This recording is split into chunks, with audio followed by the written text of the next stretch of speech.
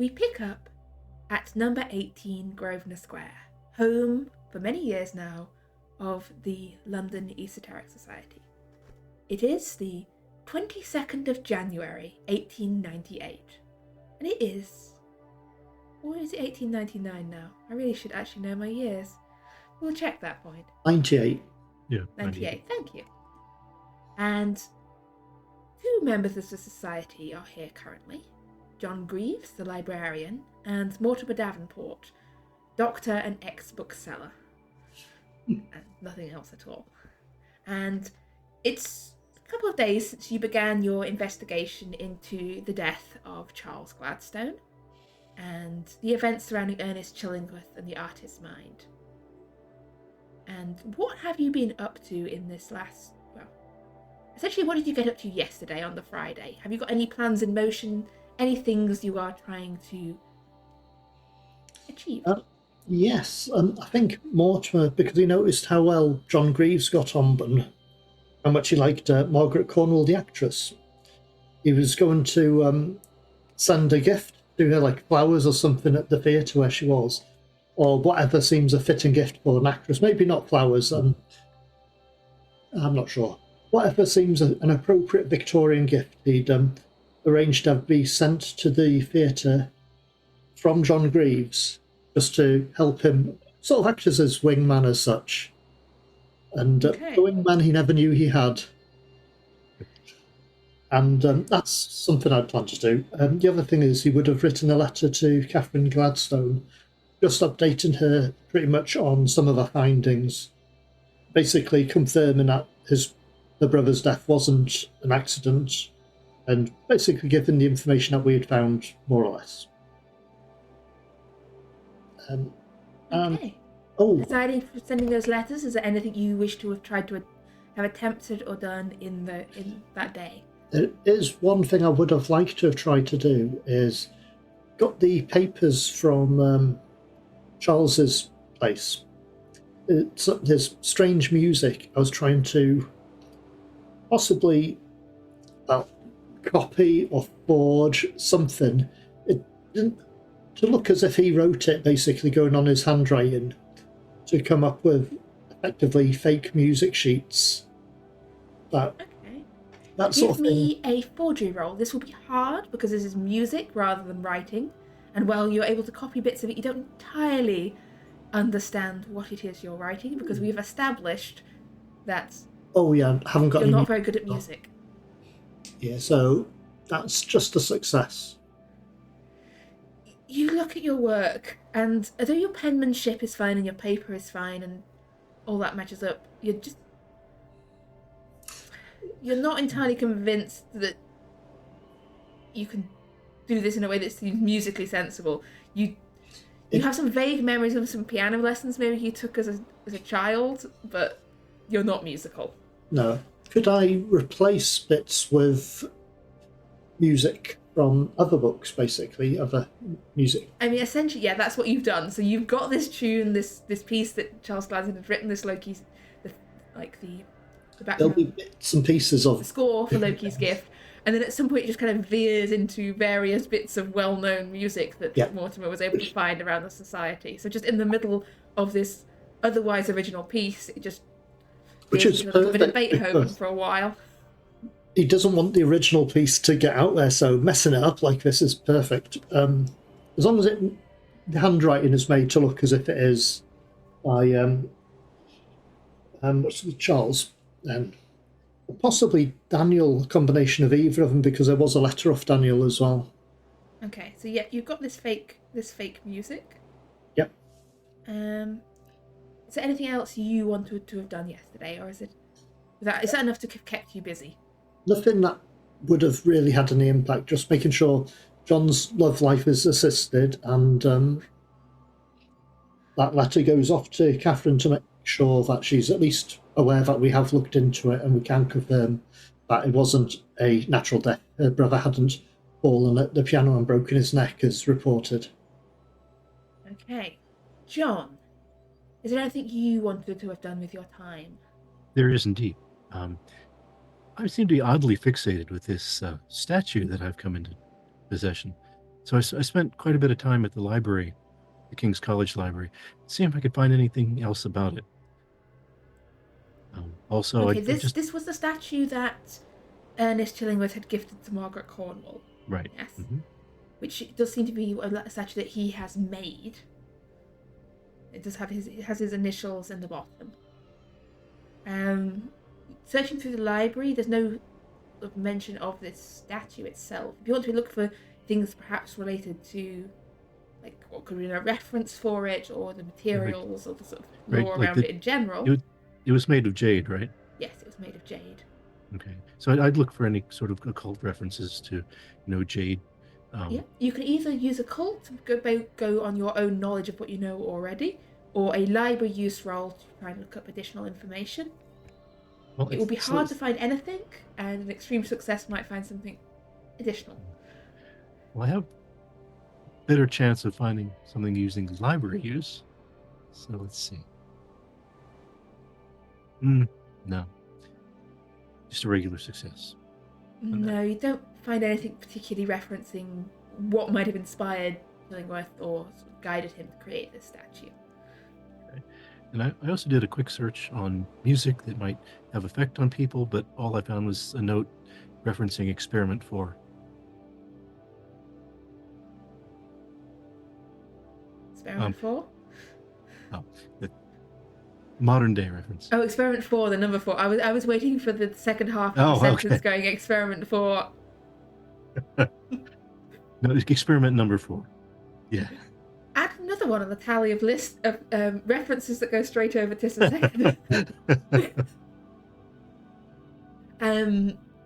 Yes, so you've had a bit of a hunt around but not found anything particularly useful. Is that everything you wanted to do before sort of reconvening with Mortimer on the Saturday morning? Yeah, that was pretty much everything. Okay, so one of you, or servants on your behalf, have sent a letter to fellow members of the society who you've not seen for a couple of months, maybe. D'Angelo, when was the last time you saw the society? That would have been back a while ago. Probably just after the encounter with the dragon. Yeah, so you didn't attend the solstice ball, and you were not there for the events of the long corridor. It's worse than it sounds. Mm-hmm. D'Angelo has taken the time to officially be recognized as a master of psychology over these few weeks. Let's say he's a doctor. Doctor or a master? I have a 94, so both. He's both. He did both over the weekend. Yes, he did them simultaneously. Yes, I think. Hang on. Bear with me one moment. So you're now. Dr. D'Angelo Williams. Technically. I've been allowed to be great. So, as you've got a good reason for being absent for a while. You haven't really been keeping up with society gossip, and what's been going on. Amos, I think the last time you were with the society was at the ball. We trailed off. I was dancing with Isabella yes. Fleming. Have you been keeping in touch with the society in the intervening time, or keeping some distance from them? God, no! I've been hanging out with my daughter. I've been courting Isabella. Fuck no! God, no! I'm happy, which I don't trust, but I've been happy the past couple of integers of time. So let's ruin that. Be great. Yes, you've been away from society for a while. And now you both have had a letter sort of calling you back, calling for your assistance in an ongoing case, and perhaps a note of concern about a fellow society member. The letter, oh, damn it. In fact, actually, this letter is not from either Mortimer or John. This letter is in a handwriting that neither of you recognise. But it does ask, say that the society needs your help with dealing with a matter of a murder investigation and concerns about Maximilian. Keeper, where did we establish where I would be at the time? I'm at my place of business when this letter arrives. Yeah, you can be wherever you wish. Okay, that's where it would be most likely to find me. So at this point, I'm going to look at my beloved assistant. I'm going to say, well, I have to go do that thing that I do. Gonna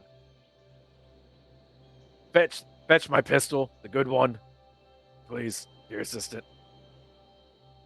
And the bullets too. Yes, all the bullets? There. Well, I should only have 12. Yes, all of the bullets. Okay. Yeah, so you've got your gun, you've got your bullets, and you're heading over to the society for breakfast.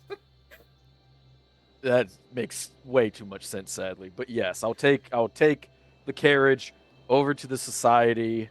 I don't like to walk as much since I'm single-handed. And yeah, I am prepared for all of the fuckery that comes with this existence. So, yes. John and Mortimer are already there, and D'Angelo and Amos arrive following this invitation. It's a cold, crisp January morning as you arrive at the society, and a late breakfast has been laid out. Plenty of toast and scones and butter and tea. Oh, scones. Peasant's food. Hello? Good day, everyone. Hello. So, how's everyone been? I'm in love.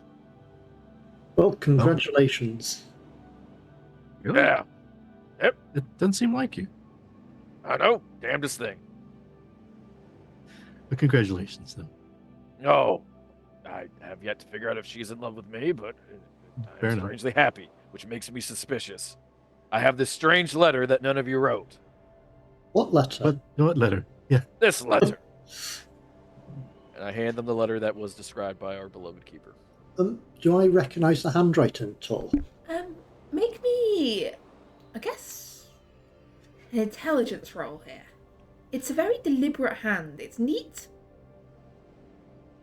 but doesn't look like someone accustomed to writing letters on a regular basis. Oh, that's a good roll. It is, however, handwriting you have seen on sort of the, I don't know what you call it, not the shopping list. It's essentially the records of household goods and items. This is James's handwriting. That's good. Yep. Received a similar letter as well. I've heard that you all have gotten yourselves involved in something difficult. Well, we always do.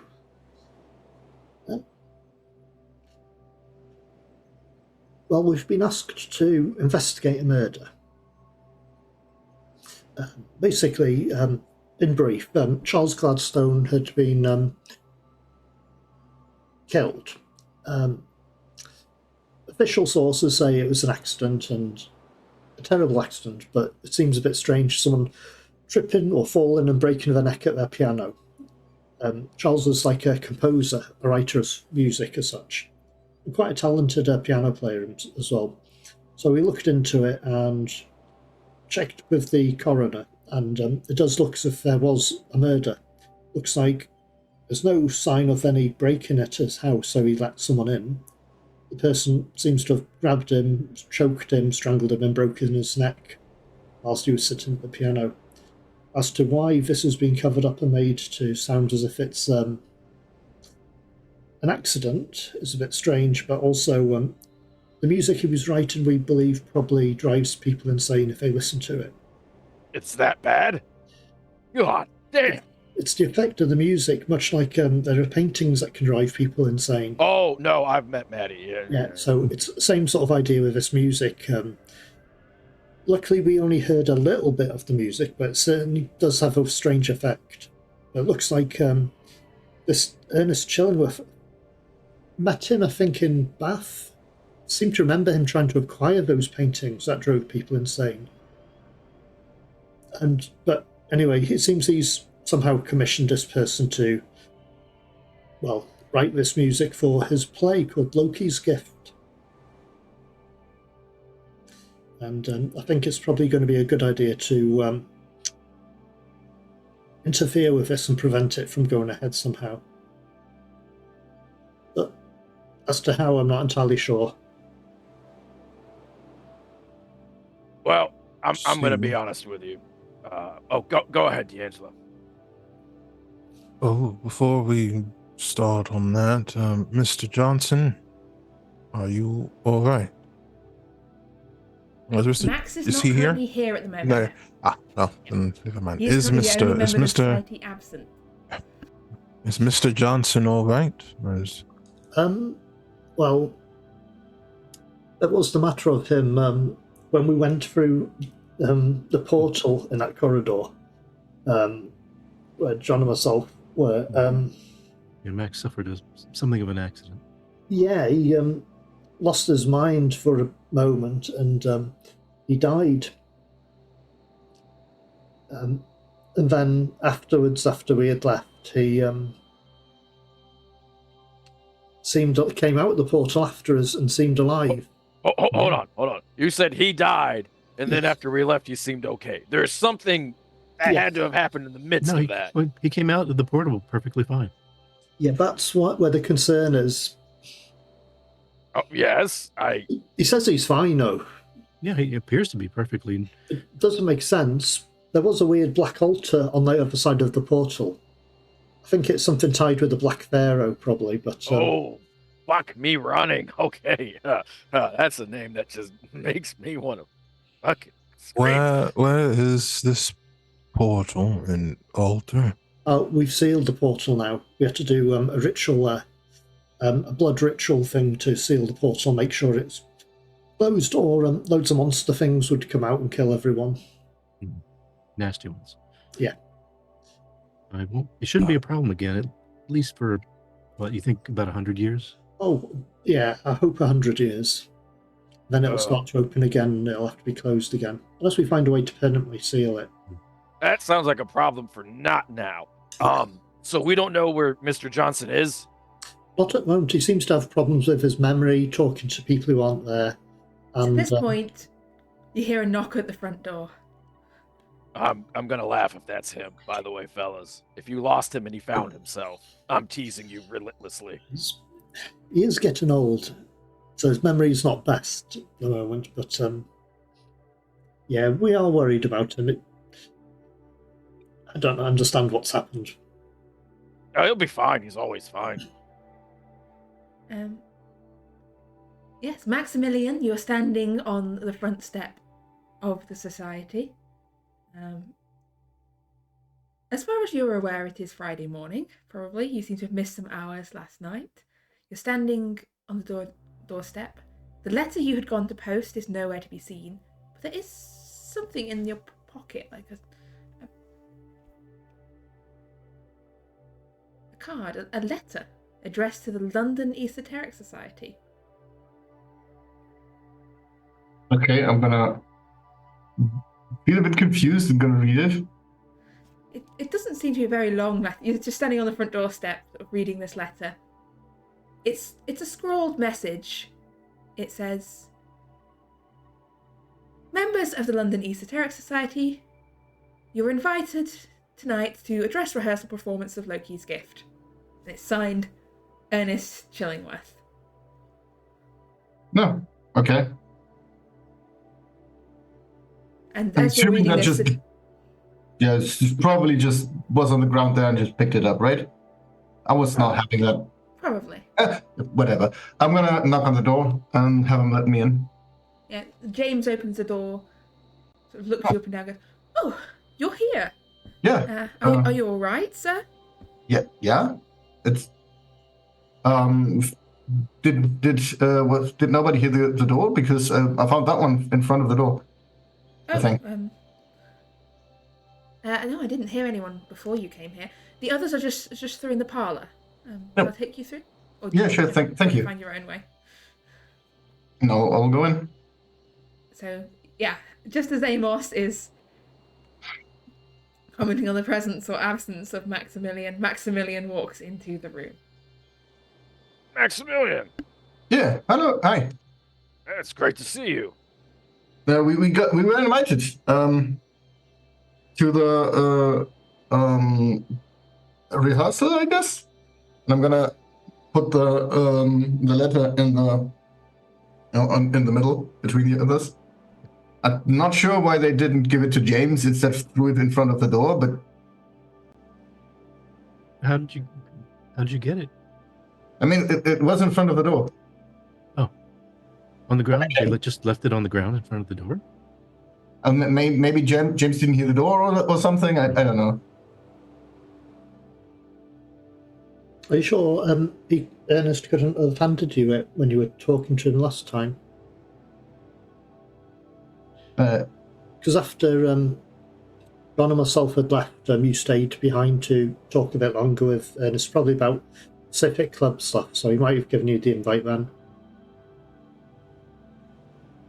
If you give me right back the.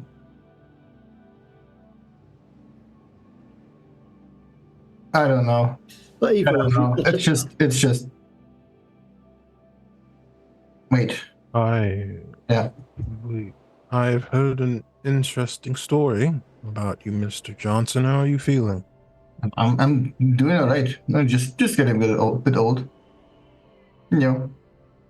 So remembering the short-term stuff doesn't work as well anymore. Penalty of age, basically. Keeper, could I see if there's anything odd about Mr. Johnson? Oh yes. Give me that psychology roll. Peer into his soul. Oof, only a hard success. There's definitely something off about him. It's an uncertainty to what he's saying. You don't know the truth of it. You know that he is covering something up. He is hiding something, whether it's from you, from himself partly as well, maybe. He doesn't want to admit it, but he's not giving you the whole truth here. And there's something else, something. For a moment you catch a flash of it between his words, a pause in his sentence, where slightly confused, but usually well-meaning Max is gone for just a moment. Just for a second, for an instant, someone else is looking back at you through Max's eyes. Someone with more assurance and more malevolence to them.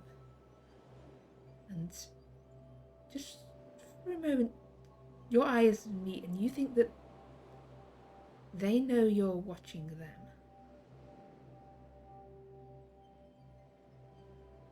And then it's just Max again, trying to sort of cover up his own uncertainty and make up this excuse of age.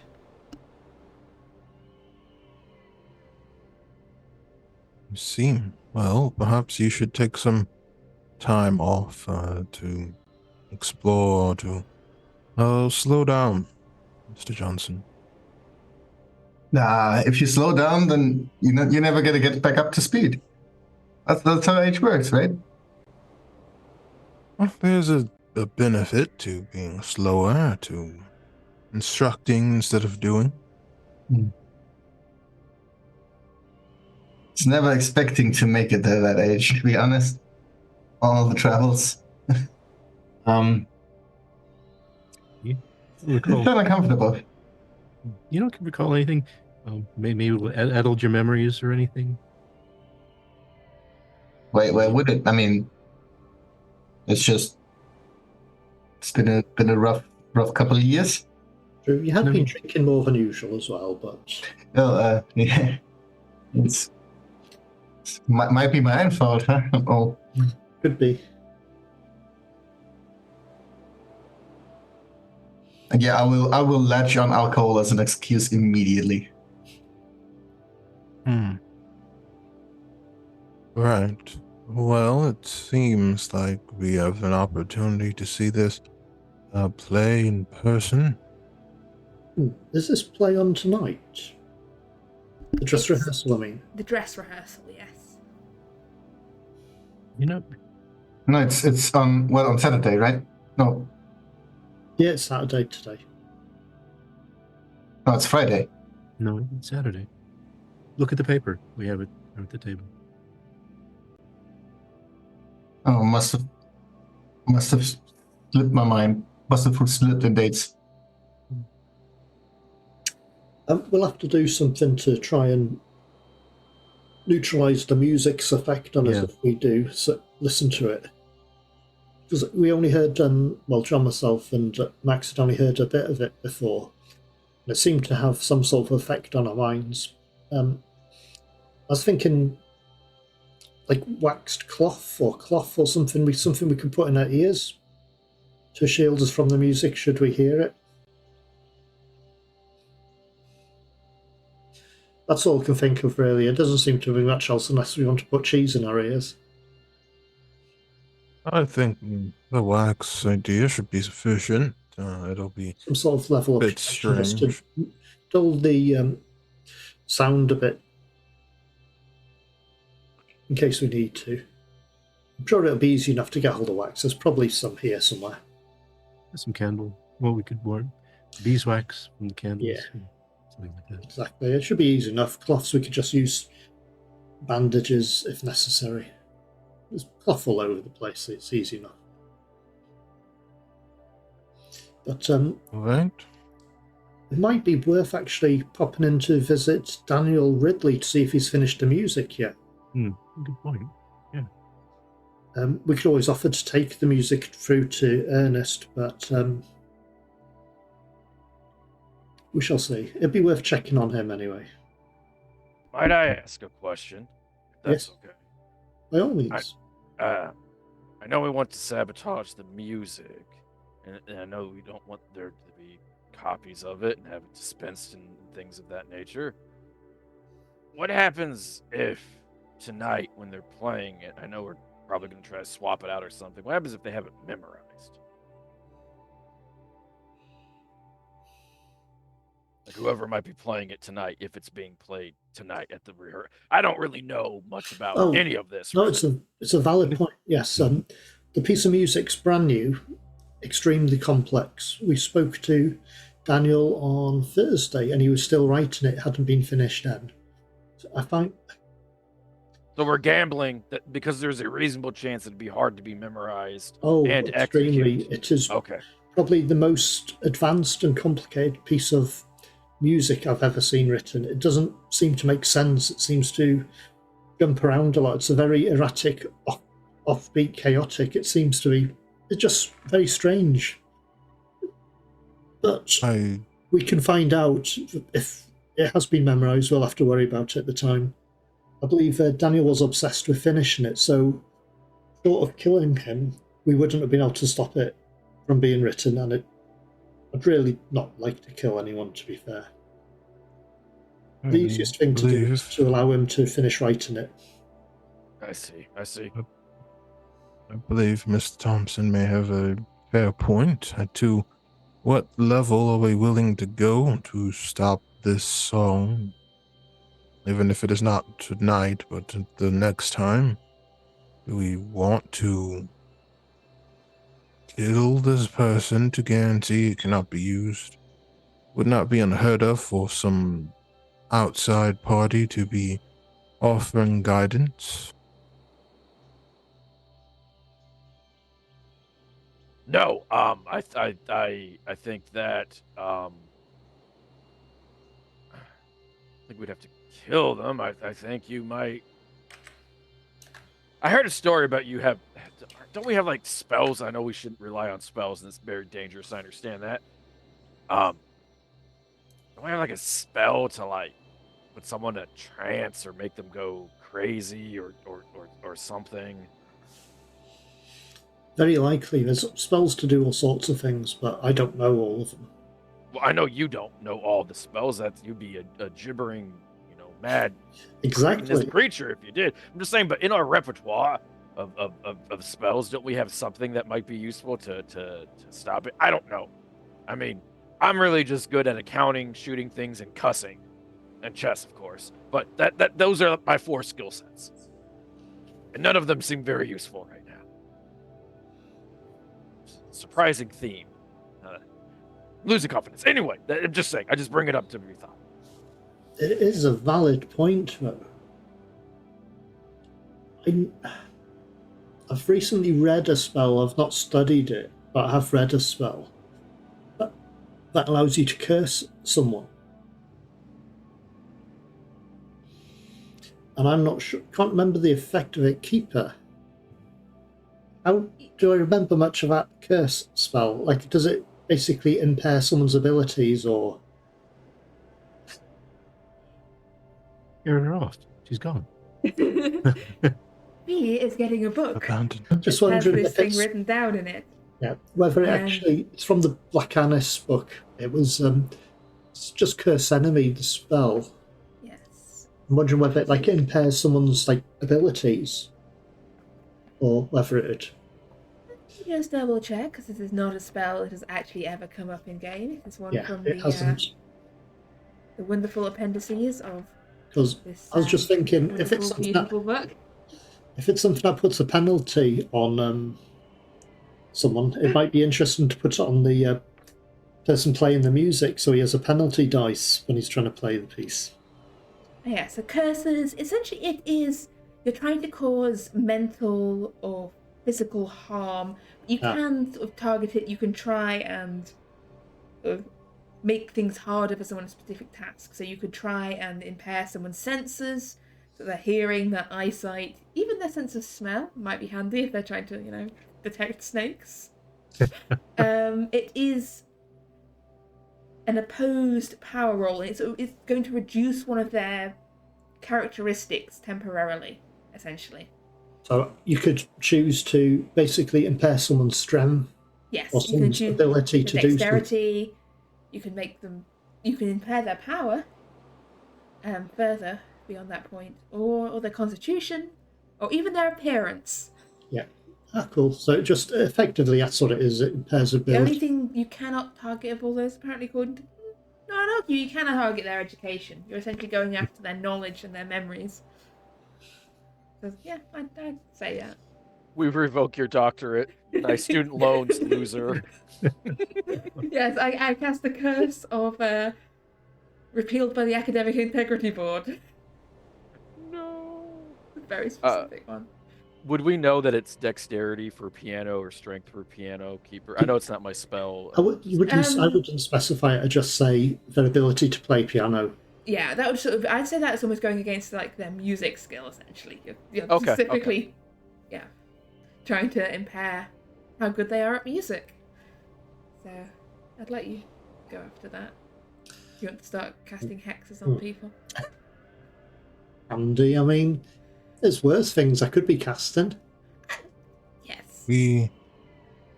Are you sure we should all be in attendance? It may be concerning for all 5 of us to be there for something like this. At least 1 or 2 of us could be out of earshot. Well, we can all make sure when the music starts we can choose to block our ears. Potentially muffle it at some point, but I think it's probably safer for us all to be there because we don't really know what will happen.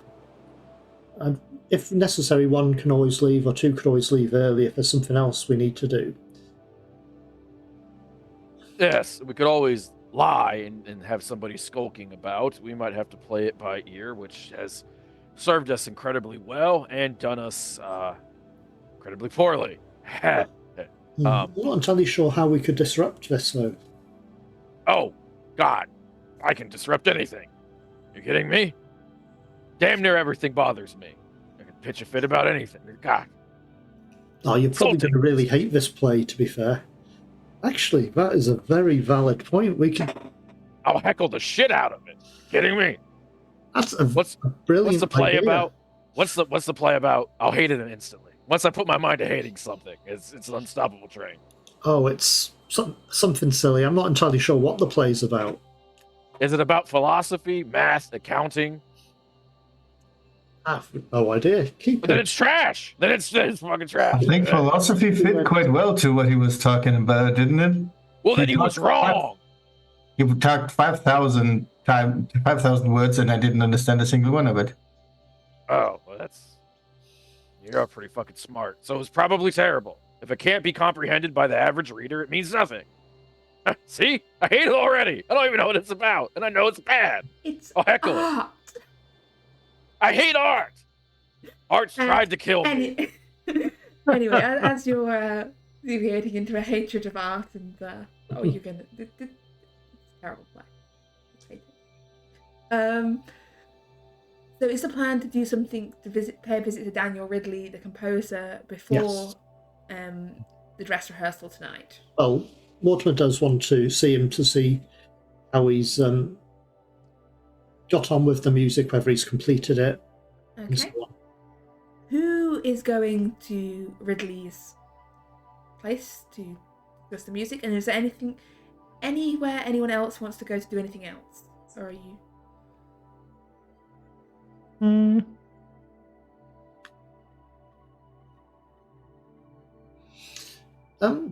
No. I came up with an idea, but I won't do it just yet. I mean, I could go and buy the stuff we need. Get like our earplugs. Get like. That's okay. There's stuff around that we can use. It's common enough materials. Okay. Something where it's not a problem if I space out. So who is going to Ridley's then? That was Mortimer, Amos, John, D'Angelo. Did you want, and Maximilian? Are you going along as well, or are you Sure. waiting until the others get back? The whole gang? Yeah, sure. Yes, we're welcome. You head over a few streets away to Ridley's flat. He's in the upstairs room. There's a shared front door with the downstairs flat. As you, who's taking the lead here? Who's knocking on the door?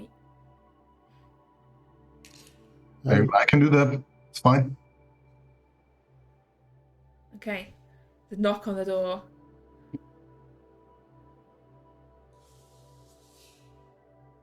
You hear Ridley's voice call down from upstairs. Who's there? It's us again? Hi. Again? Look. What do you want?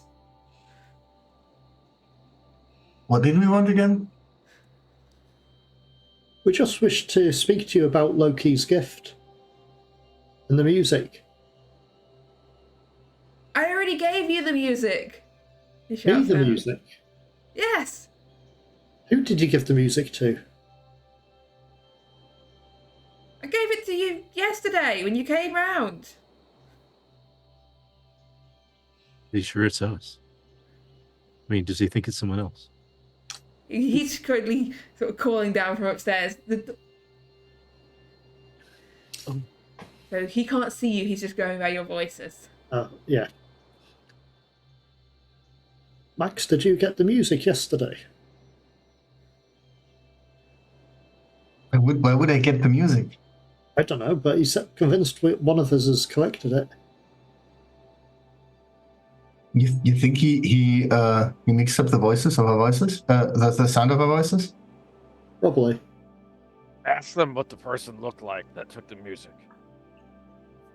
Oh, I don't know this person, so I'll probably just yell at them in a hateful way. So you should do it. Okay. Who exactly did you give the music to? He opens the window and peers down into the street. You! He points at Max. Max looks very, very confused. Mr. Williams, could you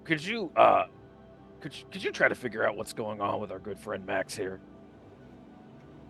I know you're very adept with the mind. Well, sorry to bother you, Daniel. Yes. Did you need anything else? No, our friend seems to be having problems with his memory at the moment. It's finished. I finished it ahead of time and everything. It came to me. All came together after you left, actually, on Thursday. Pieces fell into place. Like a dream crystallizing into reality. Yeah, those are. I'm whispering this. Yeah, those are not good words for what we do to ever hear, at all. No. So at least we know he's written it, and it's probably being passed on. Are you sure you don't remember being here and taking the music? No. Max, could we check your pockets? I'm gonna go through the pockets and see if I have anything on me. I do a check of some kind to see if he misses anything, and see if the music's on him. Now, give me a spot hidden. Max, are you trying to hide anything that's in your pockets, or are you being I honest? don't remember having anything in my pockets except for the letter that I gave the others earlier. Okay. So Going through your pockets, you find a pocket handkerchief and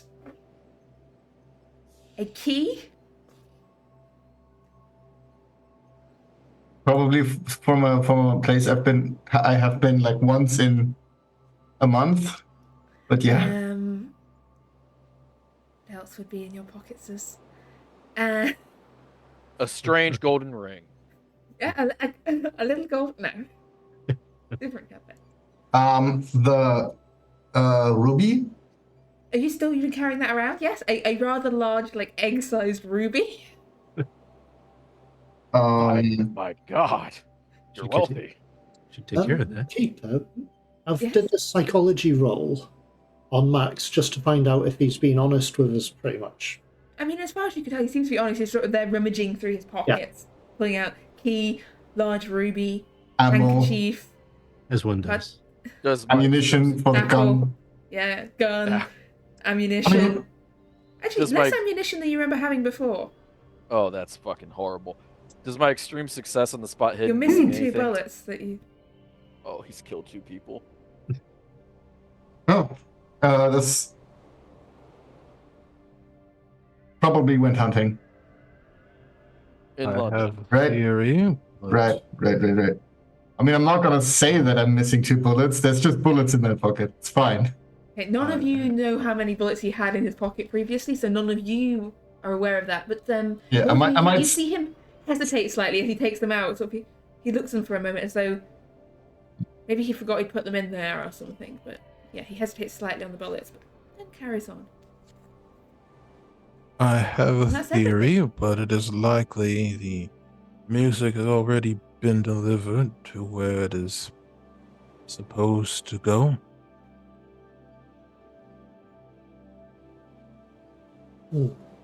Does seem that way. What's his name? Still looking out the window at us, or has he clapped the window too? He seems the window's still open. He's not like peering out anymore. He sort of does seem to be watching more in a kind of curious, unnerved manner at this group of people gathered outside his house who are counting bullets. Perhaps we should make our way somewhere else. Yeah, sure. I'm not sure what we could do. We could check on. I don't know. Dr. just- Mortimer, can I have a word with you privately? Yeah, by all means. I'm trying to think. Actually, I've got an idea. We could wander towards my shop and just meet everyone back at the society in a bit. Yeah, sure. I think I'm gonna go and look at my house. Maybe if I took it yesterday, maybe it's there. Does somebody want to come with? I will go with you. That's a Mr. good Graves, would you accompany us as well? Sure. All right. Okay. So Maximilian, Amos, and John are going to Max's house. Yes. Where was Mortimer going again? His Just towards his house, basically, his property. It's basically an excuse to walk away from everyone else. Yeah. And D'Angela, where would you like to go? I was going with the doctor. With Yeah. the Okay, you're with going. Dr. Mudder. Yeah. Both doctors. Okay. So we'll start with the doctors as you walk away from the other three. Is there anything you wish to discuss in private, or any things you wish to do in private? Probably both, to be fair. Outside of the others. We could probably get... Don't know how close I am to where we are, but a carriage would probably be able to get... It's not too far away, and it was only sort of morning when you began this. So you've got the whole sort of day before, if you do decide to go to the dress rehearsal this evening. Yeah. So you've got time to find somewhere off the street where you're not being watched. Well, we can do our own dark magic, blood magic rituals and stuff like that, as doctors do. Yes. Or I was more thinking, read the paper, have a nice cup of tea. But yes, if you want to do some dark blood rituals, you can do some dark blood rituals. Yes. Okay. Dr. Mortimer, have you confirmed that Mr. Johnson is indeed alive?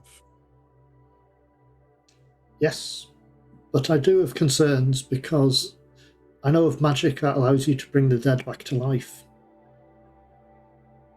Basically, the easiest way I can explain, there is a spell you can cast on someone who's dead that will effectively turn them to the base salts that make them up like dust and stuff like that.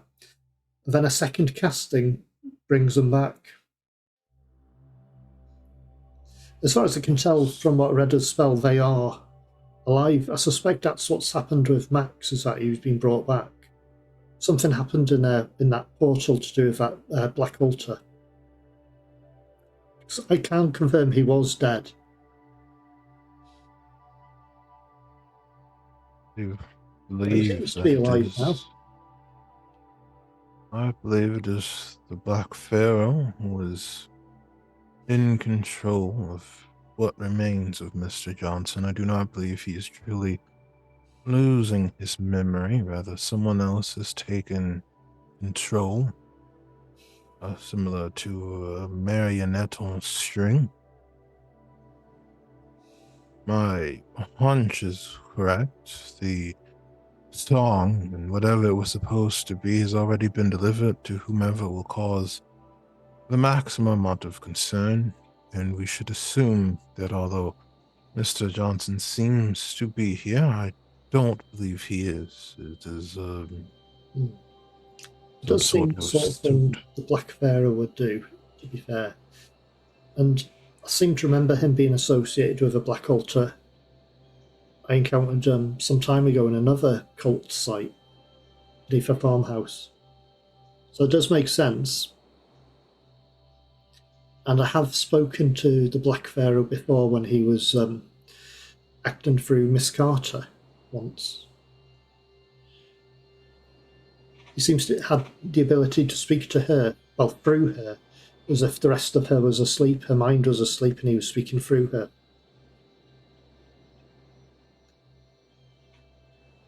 But in light of that, let's assume Max is somehow the Black Pharaoh. Then we have a problem on the basis that he's very dangerous.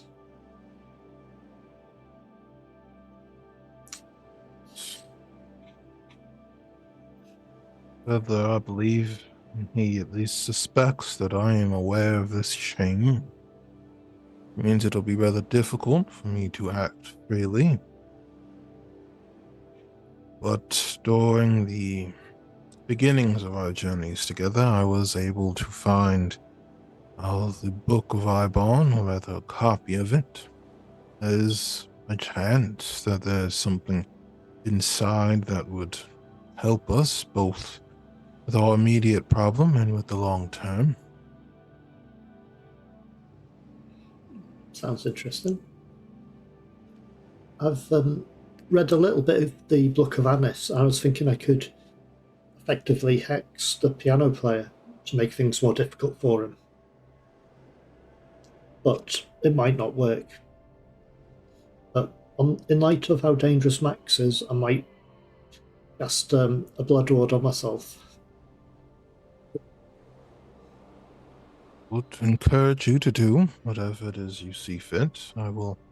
I believe we have to assume that neither myself nor Mr. Johnson will be free to do much of anything. But I believe that you and perhaps Mr. Thompson will be sufficiently ignored that you may be able to make a difference at the fated hour. We shall have to do what we can. But it'll be interesting at the very least, but I don't think this is going to be boring. Suppose that is true. Let's see. I mean, there are several other ways to disrupt it, but I don't like using magic. The cost seems too high a lot of the time. I agree. Nor am I entirely sure we can deal with whatever version or portion of the Black Pharaoh's awareness is here. I believe we can assume there has to be some sort of limit. I do not believe Mr. Johnson's form would be able to tolerate such a level of power. There should be some restriction or limitation that the Pharaoh is bound by. True, he can't be everywhere at once.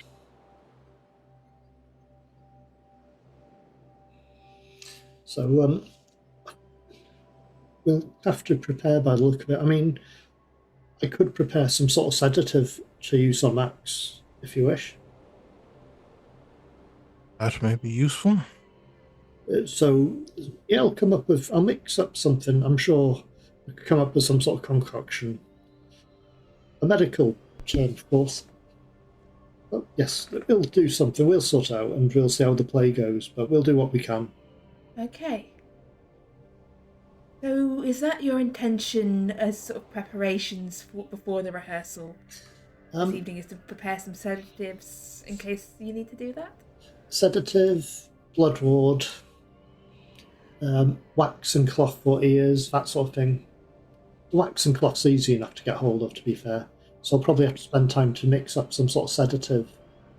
Probably be a medicine roll or something. I was going to say, give me a medicine roll, please, for the quality and suitability of your sedatives prepared for this evening. I mean, I do have cyanide at the worst case scenario, but we don't want to do that. Decide how many points of blood you want, how many points magic you want to put into this blood ward, and make the appropriate sanity roll. I believe it's 1d4. 1d4, yes. As you make these preparations, you're there in the basement of your house, with, like, painting blood runes on yourself. Yeah, I'll put mixing up. I'll put 6 points, so I'll... doses of sedative and crafting little wax earplugs, all ready for a performance of a theatre play. Oh, that's not good. That's for sanity. Yes. Okay. Is that you still happily above your daily limit? Yes. Okay. Not far from it, to be fair. Okay. So yeah, you're making your preparations. That's 19 points of armor. 19 points of blood armor. Okay. Led up and ready. D'Angelo, are you making any preparations for this performance? I'd like to consult the Book of Ibon for any information that may be of use. Okay, give me a roll. Do you have the book's mythos written down there? If not, I will. I do not. Let me consult the book of books information, which is heavily falling to pieces. This is what your Call of Cthulhu's. Oh, I can't say it. Starts to look after like 100 sessions of it. The spine is it's been through a lot, this book. That's Um. done its duty well. Book of Ibon. Okay, you're rolling against a 33. So. Just the D100. Oh, I've at the 47. You can spend luck down to find something suitable in the Book of Ibon, or essentially accept that this book doesn't hold anything of particular use about Aspen luck. Why not? spending This luck. is episode Okay. 100. Yeah, it's episode 100. Why not? We need to hold back this episode.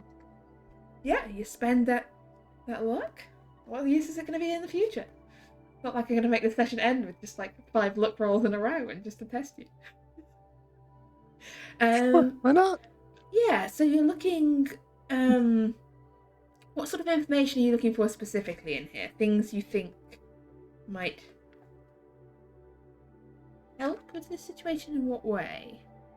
Anything that would explain what's going on with Max, how to undo it, or any third thing that may be helpful with fighting a god of ancient Egypt. Okay, so there's not a whole lot about the Black Pharaoh in this book, I don't think. There's some little bits, but there's not huge amounts. But there are mentions of other gods and people who deal with gods and draw upon power of dark gods. And there is mention of situations in which people can be possessed by or temporarily possessed of the power of a god beyond. And they speak of one. They do mention one particular god who has a habit of doing this. They merely describe the Herald of Darkness. It's happy. Sounds like a pleasant Is person. known to sometimes allow his avatars to walk this earth in service of his own nefarious plans. But the circumstances by which one can become this usually involve offering one's own self in desperate circumstances. Or, more rarely, a body being willingly offered to the god. And you think back to the altar in another dimension that Mortimer and John described. And you have a fairly solid idea about how any god might have assumed that Maximilian's body was in fact an offering. It's fine. It's fine. Yeah, that's fine. I know this. Yes. This is a public service announcement. If you have a dead friend and a mysterious black altar with an obelisk of doom, don't lay their body on the altar, then walk away. I mean, God. I didn't fuck this one up. All right, this fuck up is actually not mine for once, which we is were very thinking rare. of you. We were thinking of you, Amos, at the time. Fuck. Okay, I will own it. I'll own it. Yeah, so you have a suspicion what might be going on here. Other than reading and getting, I guess concerned and intrigued, because you're drawn to this. This is a subject that fascinates you, that obsesses you. The idea of the Black Pharaoh and what he can do. Are there any other preparations D'Angelo would like to make before attending the spot of theatre? I will prep the sword and the gun and prepare for what comes next. Okay, sword and gun. Whilst the doctors are arming themselves, we rewind a little to after they'd left, to Amos, Maximilian, and John heading over to Max's house. If there's anything the three of you want to discuss, or anything any of you wish to prepare before tonight, let me know. I'm going to be keeping an close eye on Max. Things just not adding up with him. I'm gonna keep a close eye on John Greaves, just because I'm concerned about his safety and I don't want anything to happen to my friend. And as we're going along, I'm going to just engage Max. About your memory, Max. Is there anything else you've forgotten about? Anything else? Is there any pattern to things that just haven't been coming to mind? Not that I'm particularly aware. The problem with stuff you've forgotten is you typically don't remember them. We should be writing down all your thoughts all the time. This No, that that's doesn't seem to be particularly effective. No. Well, here we are. I'm gonna. Had you thought of? I mean, maybe you could have someone uninvolved watch you to see if maybe what's happening. Something happens to you when you forget. I think I did. Did I? I don't know. It seems I don't know. it's an idea. Yeah. Having nurse running around after me already. Not barely past 60. I'm gonna open up the door to my apartment to see that I'm not often in there. But yeah, trying to look around for those musical notes that I was supposed to have. Okay. As you enter Max's house, what sort of state is Max's house usually in? Are you a very tidy fellow? Is this a mess? Is this cluttered with items or very sparse? What does your home life look like? I would describe it as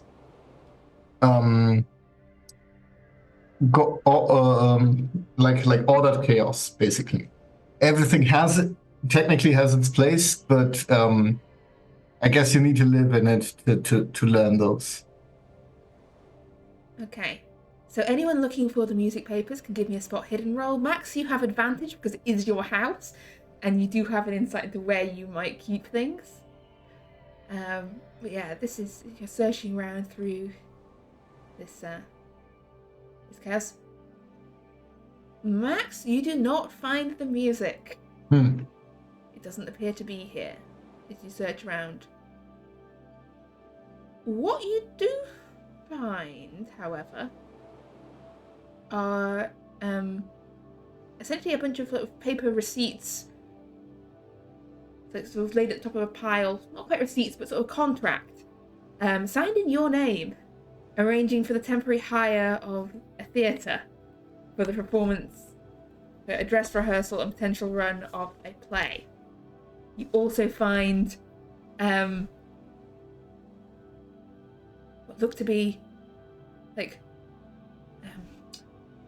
the word that thing someone gives you when they want you to give them money. Invoice. Oh, an invoice. Yeah. You find essentially an invoice for costume making and build hours for someone to do sort of set painting. It does appear that you are potentially financing a play. Or at least have promised to pay people for the finances of a play. I'm just gonna it's clearly not the music sheets. I'm just gonna put them to the side and keep looking. Okay. And Amos and I don't see this. This is not something we see. I'm gonna say as you're rummaging around, unless Maximilian is bringing this to their attention, I'm gonna say, I mean, both of you failed your general spot hidden. Would you be allowing Max to search on his own through the house, or are you trailing him closely throughout this? I would be keeping an eye on him, and anything that he's gonna like thumb through and look at for any meaningful amount of time, I would be interested in. Yeah, in which case, you will see him pick up these papers, look at them, and set them down again.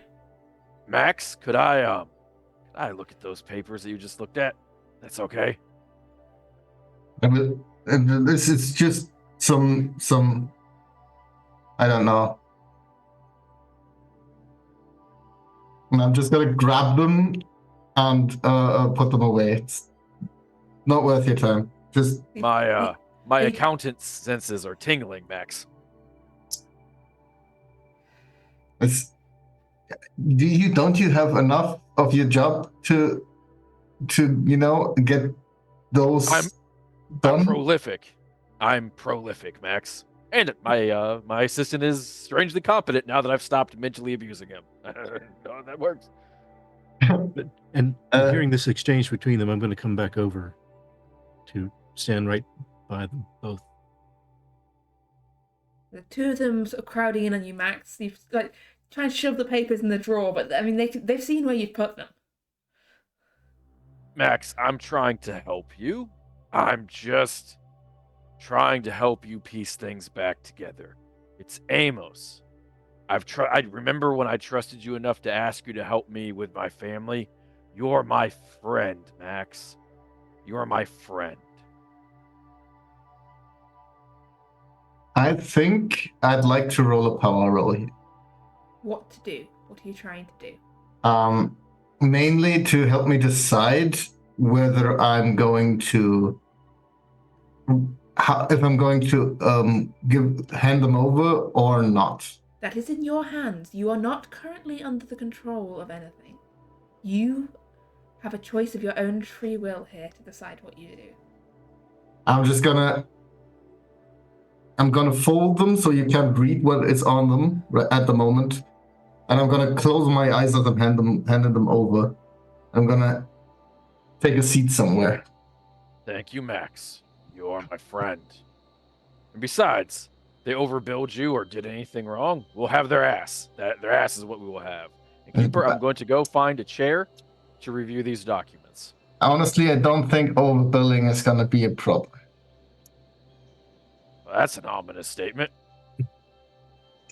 Yeah, I mean, looking at them, looking through these papers, it doesn't look like Max has paid for anything yet.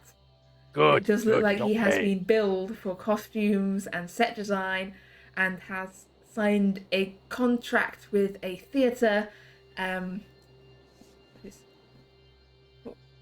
essentially hired a theatre. And in fact, as you look at these things, it's not billed just to Max, it's billed for Max as a representative of the London Esoteric Society. Oh, sweet mother of Christ! Oh. Are there any names of the not the Esoteric Society, but the names on the contracts? Any other ones that we'd know? You don't recognize the names of anyone else involved here, I don't think. I don't think any of you were particularly heavily involved in theatre production. But it's the Green Theatre on Shaftesbury Avenue that has been hired, which is where tonight's dress rehearsal is supposed to take place. This is why we were invited, Mr. Greaves. This is why we were invited. Because, of course, we're invited to the dress rehearsal of our own play. Yeah, that makes sense. I'd love to invite Isabella, but I like her too much to endanger her to this, so I'm not going to. Max, you have no memory of this. Nah. Why would I? For a play? I mean, I don't mind, spinning a bit of yarn, but a play? Me? I mean, you are. I've been in a theater a week ago or something with you two the first time in I don't know, decades. But you don't think any of this is any of the stories you've written, like the stories you tell at the club? I mean, it's not related to that at all, is it? You think? I'm explaining. I'm telling so many stories. I don't think that any way you would call on Norse gods or. Well, I mean, here. There was a story of an ice bear at some point, but that's I don't think that's comparable. No. Polar bear. All right. Here's the thing, Max. Something has happened to you. Things happen to us. We'll fix it. That's what we do. It's that simple. It'll be fine. Yeah. We have John Greaves, who is on the cusp of being the best librarian in all of England. We have Dr. Mortimer, who is at least slightly above average at doctoring. We have D'Angelo, who is a horrible chess player. He got lucky when he beat me, but he knows an incredible amount of knowledge on the occult and psychology. And you have me. Oh, okay, that's probably to the detriment. But the point is, we're motivated. We're going to get this figured out. It's going to be okay, Max. Yeah. I'd rather you just spend time with your soon-to-be wife. No, I will do that, but I also will help save you because you're my friend. And you are the best accountant. I mean, you've told us. Of course. The best. Anyway, Yeah. literally the best. I only have like 5 friends, and most of them are in the society, so I kind of have to keep you all around. Okay, so following this pep talk, what do the three of you actually intend to do with the rest of this afternoon? Are you intending to go to the dress rehearsal later, and are you intending to do anything before then? Well, I might after- need to call Isabella and leave a cryptic message if she doesn't answer. I'll continue quizzing Max. Like, you signed these. You have no memory. No, I don't remember. I was certain that it's not Saturday today. I was certain we were Friday. That we got an entire day missing yesterday. Do you know anyone who might have seen you yesterday at the club? Maybe. I wasn't at the club today yet. We can go later and check. But I'm not there every day, so might have just not been there. Especially if I have been running around collecting music sheets and hiring theaters. And looking around, would I be have any clue that maybe he doesn't stay here all the time? Keeper? Just by It does look very lived in this place. Yes, it does look okay. like someone's Okay. definitely living here.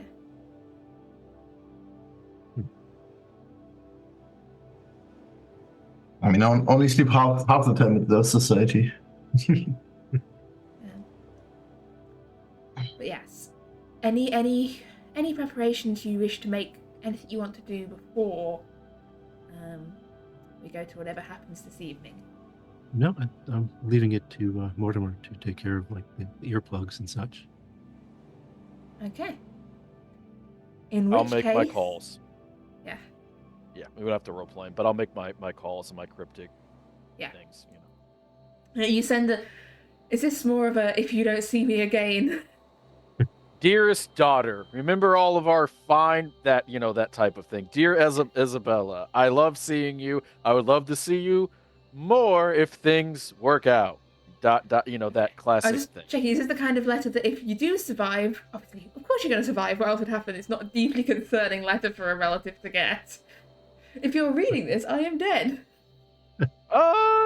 We'll say it's kind of in the middle, but I'm chatty. I'll work it out. That's a problem for tomorrow's Amos, not today's Amos. Yeah. Okay. So you write your letters, and preparations are made, and we will pick up as you head to the dress rehearsal this evening. After our break. See you in 10 minutes.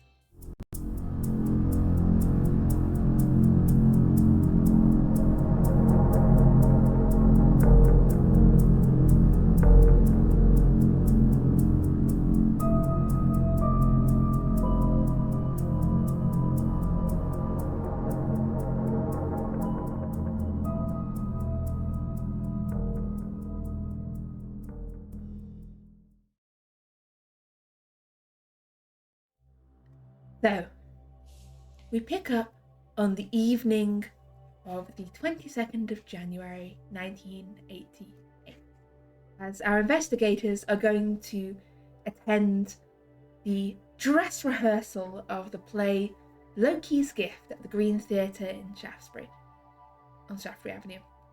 And it is a play that it appears that they have had a hand in at least promising to finance via Max's credit letters and invoices issued to the London Esoteric Society. So you have a vested interest. This is your play, apparently. Would you be arriving all together, or are you arriving in separate groups?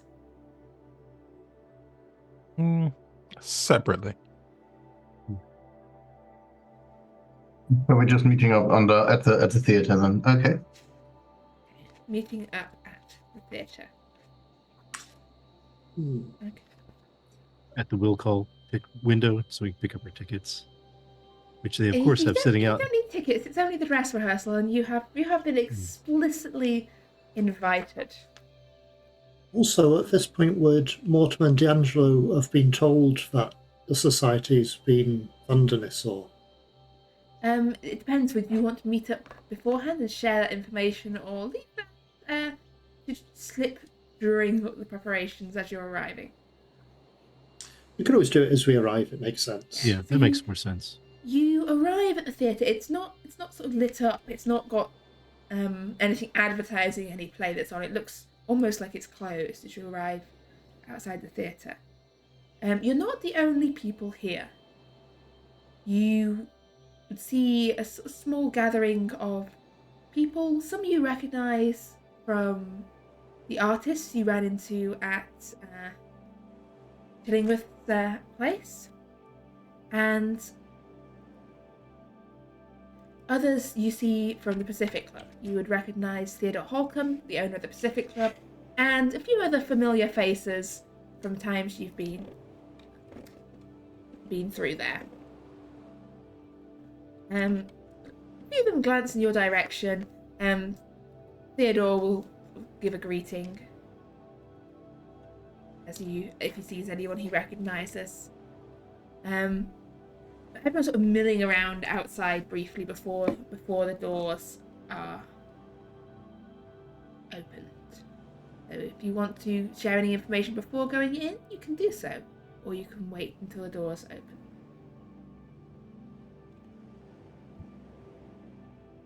Ready? D'Angelo, Mortimer, is see what's the right word for it? Oh, Well, Invest- apparently this is our play. Yeah, as co-investors in this play. Hopefully, we'll all enjoy it. Well, how could we be the co-investors? The only people who've got like the permissions or access to the funding of the society would be Elsie. No. We all have access. I think, at least it's worked perfectly fine having my signature on that thing. Yeah, the house belongs to the society. It doesn't belong to Elsie. Ah. So we could just cancel the whole play. Theoretically, we could, I don't think that's how this works. but Well, we We could. could try. it'd probably incur the wrath of someone. If we, You made it! Excellent! Ernest Chillingworth comes striding towards you. Amos and D'Angelo, you possibly haven't met... Amos definitely hasn't met him. D'Angelo might have, because he was D'Angelo might have crossed paths with him because they were in Bath at the same time. But I believe D'Angelo was focusing on relaxation and a spa break at the time and wasn't getting involved in society shenanigans. He was taking the waters and avoiding trouble. Yeah, you see this a dashing, well-dressed man. He's a little smarter dressed than he was when you met him last. He's put his jacket on. It's like plum velvet. It's very fancy, rather expensive, but slightly sort of ruffled in a deliberate disarray. Gentlemen, welcome. I'm glad you could all make it. And Max, glad you brought them all. Come along, we're not using the main door. It's stage door entrance tonight. Oh, would we have a chance to have a look at the preparations? Yeah, we've got about an hour before the curtain rises. So we can I have a can look give you a bit of a around. tour if you like, show you around. And see who you've got as the cast, because, well, I don't know. And I'm curious. It's been a long time since I've been to the theatre. It'd be nice to have a look around and meet and see, well, the inner workings of a theatre and the artistry. Well, I'm not sure. Obviously, the cast are going to be a little bit busy. Let me just step down. Too many maps. There we go. So he leads you round the side of the building towards a back entrance. You can there seems a bit of hustle and bustle of movement going on. People sort of shuffling things around on the stage. You can hear a small orchestra. It's not like a full orchestra, but a small band sort of tuning up in the pit. Other people sort of milling around the auditorium area of this theatre. And Chillingworth leads you in. So what would you like to see? The cast are obviously they're in the dressing room. They're getting ready. I'm not sure I'd want to interrupt them. Obviously, this is only a dress rehearsal, so let's perhaps do some last-minute line readings. I made some few last-minute changes just about half an hour ago, so the cast will hate me at the moment. They always hate. They hate everyone except paying customers. Well, no one's paying for tonight, so this is all just a chance to see how it goes, just to give it a little test run before selling tickets to the general public. It'd be nice to see what the music looks like. I mean, we saw Daniel as he was writing some of it, and it's a very complicated piece. Yes, well, Max brought over the final pieces from Ridley just yesterday. Have you had much of a chance to look over the music yourself yet? It's not really an area of art I am that experienced, and that's why I hired Gladstone and Ridley to take care of the music. I was just wondering, because, again, I'm not a talented musician myself. I don't understand it, but it looked extremely complicated. Oh, yes. It's an inspired piece of work, really. Most otherworldly in its nature. It just So esoteric. But, pardon? Esoteric.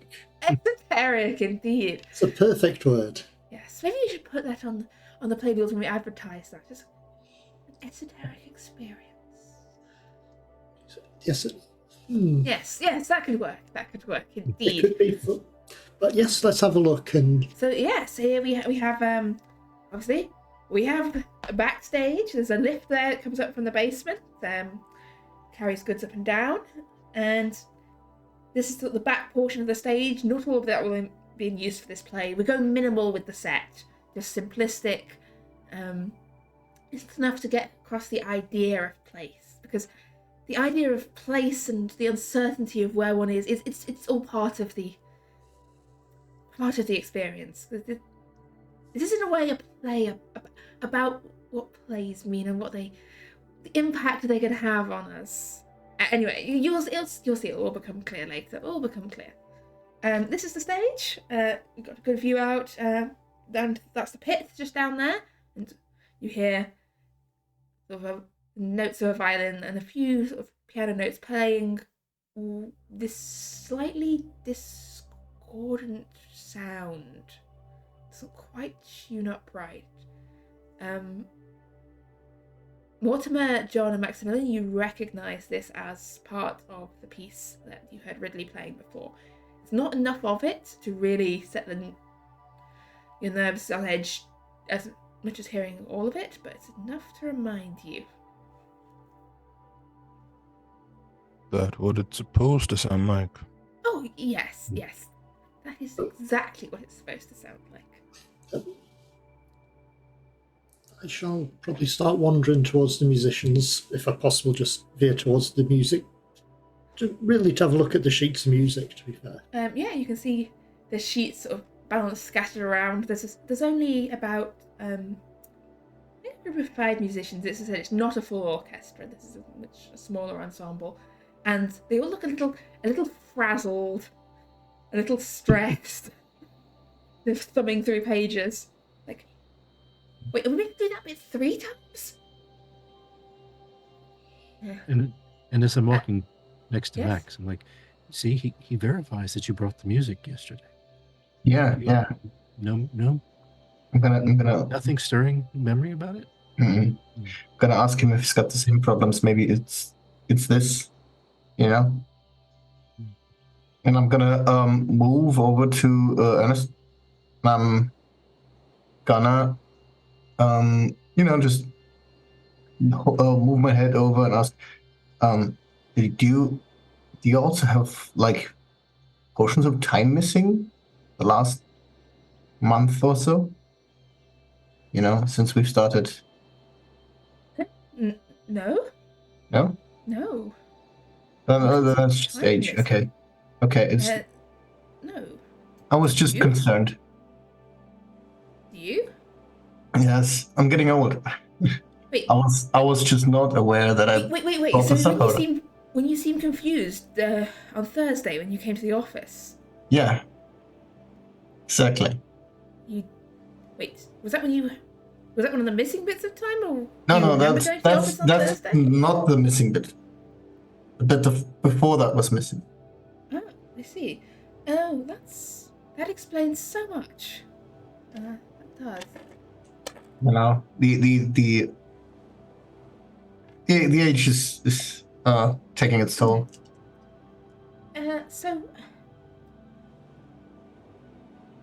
So you don't remember any of this?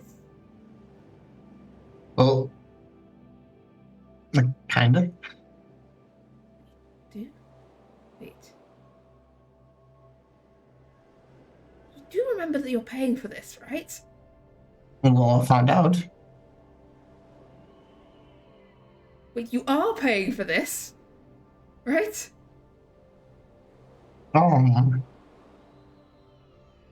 Probably. Yeah. Well, look, we'll sort that out afterwards. It's just really confusing. I mean, there's my signatures on all the paperwork, so it's probably a done deal by now. Yes. It's just really confusing. Do you remember about the party afterwards? Party? You told me to run the dress rehearsal, then host a party afterwards. You don't remember any of this?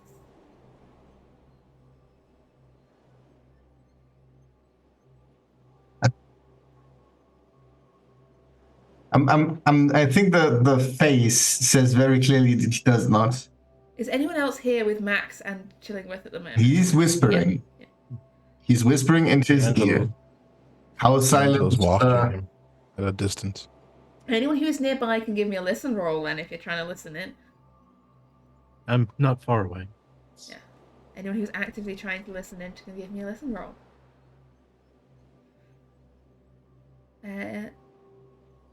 Yeah, John, you catch most of this. You catch like Ernest's sort of confused air, his responses to questions to Max. Well, I guess this will be quite the surprise for you then. Oh, seems like my subconscious wants me to enjoy this. I mean, yeah, see it as a gift. Like, if I could not have any memory of writing this and experience this truly as a viewer for the first time, oh, wouldn't that be the finest way to enjoy one's own art? It's not to know that you had made it or how you had made it. Well, yeah. Anyway, I just have to just round up the last few things, make sure everything's ready to go. We should be 10 more minutes, then we'll be ready to go. Keeper, whilst Ernest and that's been distracted, I'd like to be trying to chatting to the musicians and swapping sheets for new ones. Okay, give me a sleight of hand roll. Oh, he's not doing it as sleight of hand. He's trying to basically say, well, we're funding this and... Okay, give me a fast talk roll then. You're trying to pull this off as like a... sorry, this has been updated. Yeah, give me a fast talk. I'll try. So what is it? Sleight of hand or fast talk, depending on which route. I'll see which approach you're taking. Best option. I don't have... Oh, actually... I'll try sleight of hand. That's probably best chance of succeeding. I'm just trying to swap the pages out for the weird... Well... Your forged pages. Esoteric, the weird music. That doesn't make any sense at all. Yeah, give me that sleight of hand. I'm just checking now. This is going to be bad. Yeah, he can't do that. So Yeah, you realise that trying to swap this, there's people here. The pit's not very big. Someone is going to see you doing this. You can push this roll. You can press on and still try and pull off this swap. But if you fail, you are definitely going to get spotted, and it's definitely going to be obvious that you're up to something here. Oh, that's okay. I'm not too bothered about being spotted. Could I just pick all the papers up and walk out? Hey, what are you doing? What do you think you're doing? This rather stressed penis coming up to you because all this is wrong. Snatch these papers back off your hands. All this is wrong. What do you mean? No. This is the music we're given. You no. It is too late for any changes. No, it's been changed. No, it hasn't. It has. No. I just ripped it up. Okay. Okay, as you start to rip the pages you picked up, at this commotion, Ernest coming over like, what do you think you're doing? All this is wrong. The music is wrong. This stressed, like, musicians just staring at you. Haven't got all the pages, by the way. You've got like the nearest set of pages that you've picked up. So that would be, the pianist's music. You've just taken it and. Like, Chillingworth just, like, places his hand on your arm, like, sir, what on earth do you think you're doing? This is the stuff that Gladstone wrote. Yes. It's Gladstone, it's a Ridley Gladstone, it's a collaboration. But that's the stuff, that's not what Gladstone wrote. Get out of... What on earth do you think you're walking in here and tearing up the music? Gentlemen. I think there's an obvious... Your friend has lost his mind. He is eccentric, and I'm sure that we can all understand Max that. is quite eccentric, I must admit. Yes, eccentric? Of course.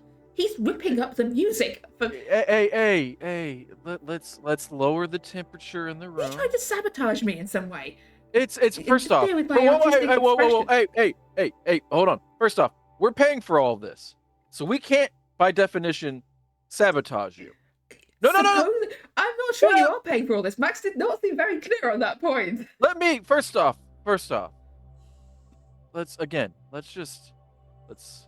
Let's let cooler heads prevail. I am here to reassure you, you will be paid for this, and you can trust me because I am an accountant. The accountant of the Esoteric Society. That's the first thing. The second thing, and most importantly, is that because we are paying for this, we cannot, by definition, sabotage you. The third thing is, now you contend that the music was right, and he contends that the music is wrong. So why don't you come over here with me, and you and I can discuss this. And Keeper, in this moment, Amos is going to go to a time-honored tradition called paying people money to shut the fuck up. All right, that is the technical term. Okay, some might call it a bribe. You are trying to persuade Chillingworth. Chillingworth. Is either persuasion if you're actually intending to sort of pay up, sort of honor the promise that your society is paying for this, or fast talk if this is all a bluff. I'm not bluffing. I was gonna try to make a credit rating roll and see if I could just give him some money out of my pocket right now. Okay, well, give me a credit rating roll then. Yeah, that works. Alrighty. Big money. Keeper, I'm gonna spend. I'm gonna spend. Can I spend the luck to make that a success? That would be 26 points of luck. I'm gonna spend it because I can't push it and then spend the luck. Is that correct? Okay. Yeah, no. I'm gonna spend it. So Chillingworth takes the money and sort of goes, Yes. You're paying for this, but this is no way to, even if you're funding a play, marching into the orchestra pit and tearing up music in front of the musicians, that is no way to proceed. Okay. It's highly upsetting. I need them in a good state of mind for the play. It's, here's the thing. my father had a saying.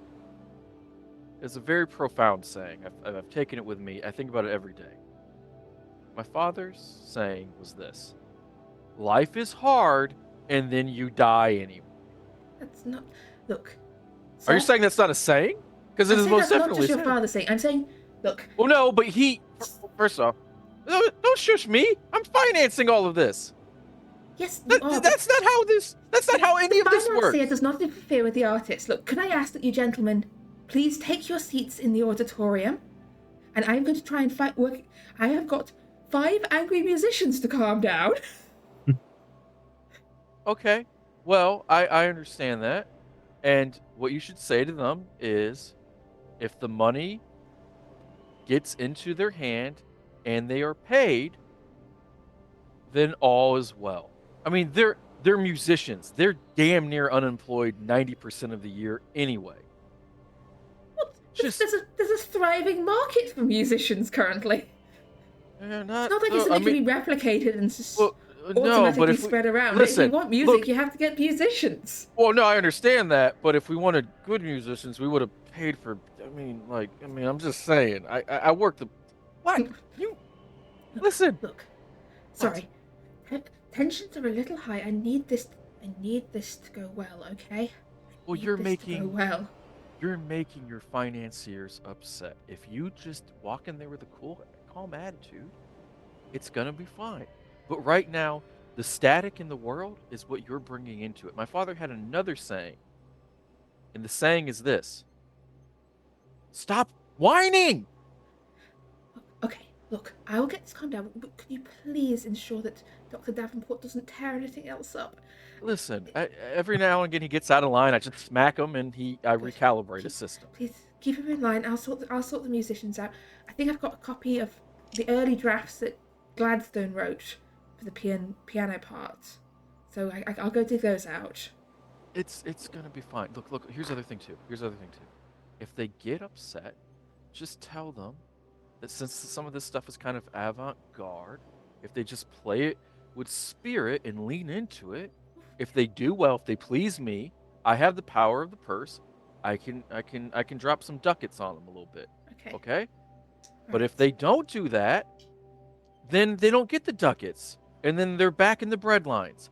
Ducats, bread line. Okay. Ducats, I'll sort your bread music. line. That's right. Here, watch me. Watch. I will take care of Mortimer with his stern hand. Dr. Mortimer, and then I give the most feckless chewing out you've ever seen Amos ever give. How dare you do this? Dr. Mortimer, that's so unbecoming. This is why we can't take you anywhere. And I wink over at Showingworth. Come here. Come on. Okay, whilst this is all going on in the orchestra pit, what are the other 3 of you doing? Keeper, using my knowledge of psychology, can I go around and elevate everyone's mood? I won't say manipulate them, but make everybody happier using mental tricks. Cheer everyone up. Things. Yeah. You've got pretty much free reign to do so for a while. Chillingworth is clearly very distracted down in the pit with you can hear raised voices from that direction. But yeah, give me a psychology roll. Try and So the audience seems you're cheering up. They seem a little apprehensive. You hear a few mutters of, I have no idea what this is going to be. Since when did Chillingworth write plays? This sounds utterly dreadful. But you can bring them round to the idea. What D'Angelo's doing this time? John, what are you up to? Well, mostly I've been laughing at the goings on between them, watching Mortimer in the pit with the musicians. Well, just generally keeping an eye on Max to see if he's having any unusual reactions, like a slip of personality or anything. Max is just, I think, standing there in the auditorium, watching proceedings going on around you. Max, you blink, you're standing in the auditorium, you look at the hands of the clock, and there's definitely been, a good 5 minutes there that, you don't remember. That was probably But just you're still standing in roughly the same place.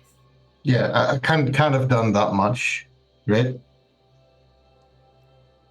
It's fine. Mortimer, having been chastened, what are you doing next?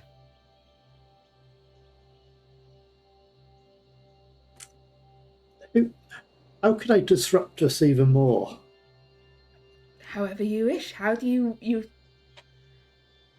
Is your mission to stop this play going ahead? Stop the play? Who would be the key person in the whole orchestra type thing? I'm guessing a conductor of some fashion? Would there be a conductor for it, or...? Possibly. This is when it turns out that I also did not put any points into music. Sorry. Oh. There's a conductor, there's a pianist, there's a violin, there's... The conductor would be the one who's There's a key to percussion. it all. If you sabotage any individual one, it doesn't make much of a difference on the whole. But if you sabotage the person conducting the whole thing, then... Yeah, bear in mind that Amos and Chillingworth and the orchestra are all down here in this pit. And Amos is like giving you this very sincere telling off. So have I managed to switch any of the pages at all, or...? So you tore up one set of pages? Some of them. That was as far as you got. And Chillingworth has now gone to try and find some backup music. So he's gone? Yeah, so Chillingworth is now just leaving as you're being chewed out. So you have a moment with you and Amos now, as Chillingworth is going... the musicians are kind of looking at you. The sort of expectation was that, you're being led off. That doesn't necessarily mean that is what has to happen. That's exactly... They are watching you, the musicians. I'm assuming there'd be a place where the conductor would be with his own copy of the music. Yes. He's currently flipping through, going... I've got the piano. I've got a copy of the piano part. It's this here. I'll just pass He it. kind over. of pulls it back as you draw near. I'm not ripping his up. I'm passing him the one with the other sheets. See, this is the original. He gives it a little flip over. I'm going to roll a little. How good is this conductor at music?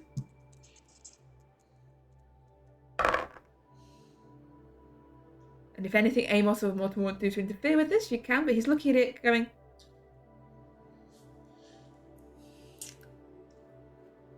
Does that not look right? No. I think he kind of leans towards you. He goes, I think the composer might have got a little bit mad in writing this piece, Very likely. The music is quite awful. And this kind of taps this piece. This is just Beethoven, stuck in the middle next to some Mozart. Why would they do that? Explains why Daniel Ridley was brought in as well to help him. Well, yeah. This is what comes of hiring mad recluses to write your theatre music. It is. With nonsense like this. Well, I guess if this is what the bosses want, then this is what the bosses want. Okay. Have any of the cast just peeked in to see what's going on? I'll probably allow Amos to lead me off at this point. Sorry, John, I didn't hear what you said there. What was that from John? Oh, me? I just want. Has any of the cast peeked in just to see what's going on? Yeah, you probably see a couple of people peering around the door from the dressing room. You see a young woman in a blue dress and a man dressed in like a black overcoat. But none of them are coming in to ask what's... Kind of looking at what's going on in the auditorium, but they're not straying out into like the main area. Yeah, time is running short. If there's anything else anyone wants to do to either hinder or aid this theatrical performance going ahead, you can do so. I am going to try to do something, Keeper. I'm going to grab Dr. Mortimer and continue on with my feckless scolding. And then I'm going to whisper very quietly as like I'm leading him off. Let's go find Maximilian. Keep an eye on him. And then, well, then you see, we'll just shoot from the hip, as the Americans say. And I'm going to I'm gonna I'm gonna find Max. I'm gonna take Mortimer to Max if that's I think what Mortimer would probably do is distribute if he hadn't already when we first met, we'll say earplugs for argument's sake, or whatever we've come up with, whatever the Victorian equivalent of wax. Globs of wax. Yes, to make sure everyone's got some. So that'll be the preparations himself, as he'll do. Keeper, could I tell me if I'm out of line, but could I make a luck roll? I want to see if I can find somebody in this play that looks particularly disgruntled, because I have an idea. And I want to Someone see in if the audience, or someone, or are you trying to go and get someone in the play. Someone in the play, like whether it's a musician, a actor, someone all backstage. of the musicians look very disgruntled at the moment, especially the piano player. He looks pissed off. Okay. I would like to walk up. I tell Mortimer, go, Max, I'll meet up with you at Max. So you're sending straight to Mortimer him. to the auditorium where Max is. Yes. And I believe D'Angelo's in the auditorium area as well. And John, is John in the auditorium, or is he backstage looking for Kath? No, he's with Max, more or less. Okay, so you're he's still watching. Okay. in the auditorium area. I'm gonna walk up to the piano player. I'm gonna say, could I have a word with you, good sir, over here, and try to take him somewhere where it's a little Yes, private. but only if it's quick, please. Yes, I've just handed new sheet music, and we're meant to curtains meant to be rising in like 5 minutes. I know, I understand. I just trust me. It's worth your while. What's your name? William. William Billsbury. Nice to meet you, William. William. So here's the thing. I'm sure you heard. I'm the accountant for the society, and there are all the things with the piano music and all of that. The change music. Well, here's the thing. We like things a little spicy. We like things a little different. And what we're looking for is somebody to ad-lib. So on your big major section, when you really get those keys strumming, I want you to ad-lib. Okay? And if you do a good job, if you play from your heart, I give you my personal promise. And I take out a business card, and I'm going to write a very generous number on the back of it. Are you interested in that? Are you ready to seize the brass ring, William? Sorry, the brass. It's an American saying. Are you ready to do what I'm asking you to do and maybe get paid? Just make up some music. When you have your big part, I want you to just play from your soul and don't stop, no matter what. Don't stop. And you look like a man who could sing, can't you? Yes, I used to do a bit of music hall. Okay, I want you to sing your favorite song out of tune with what you're playing. Just trust me. It's not any weirder than what's on the page here.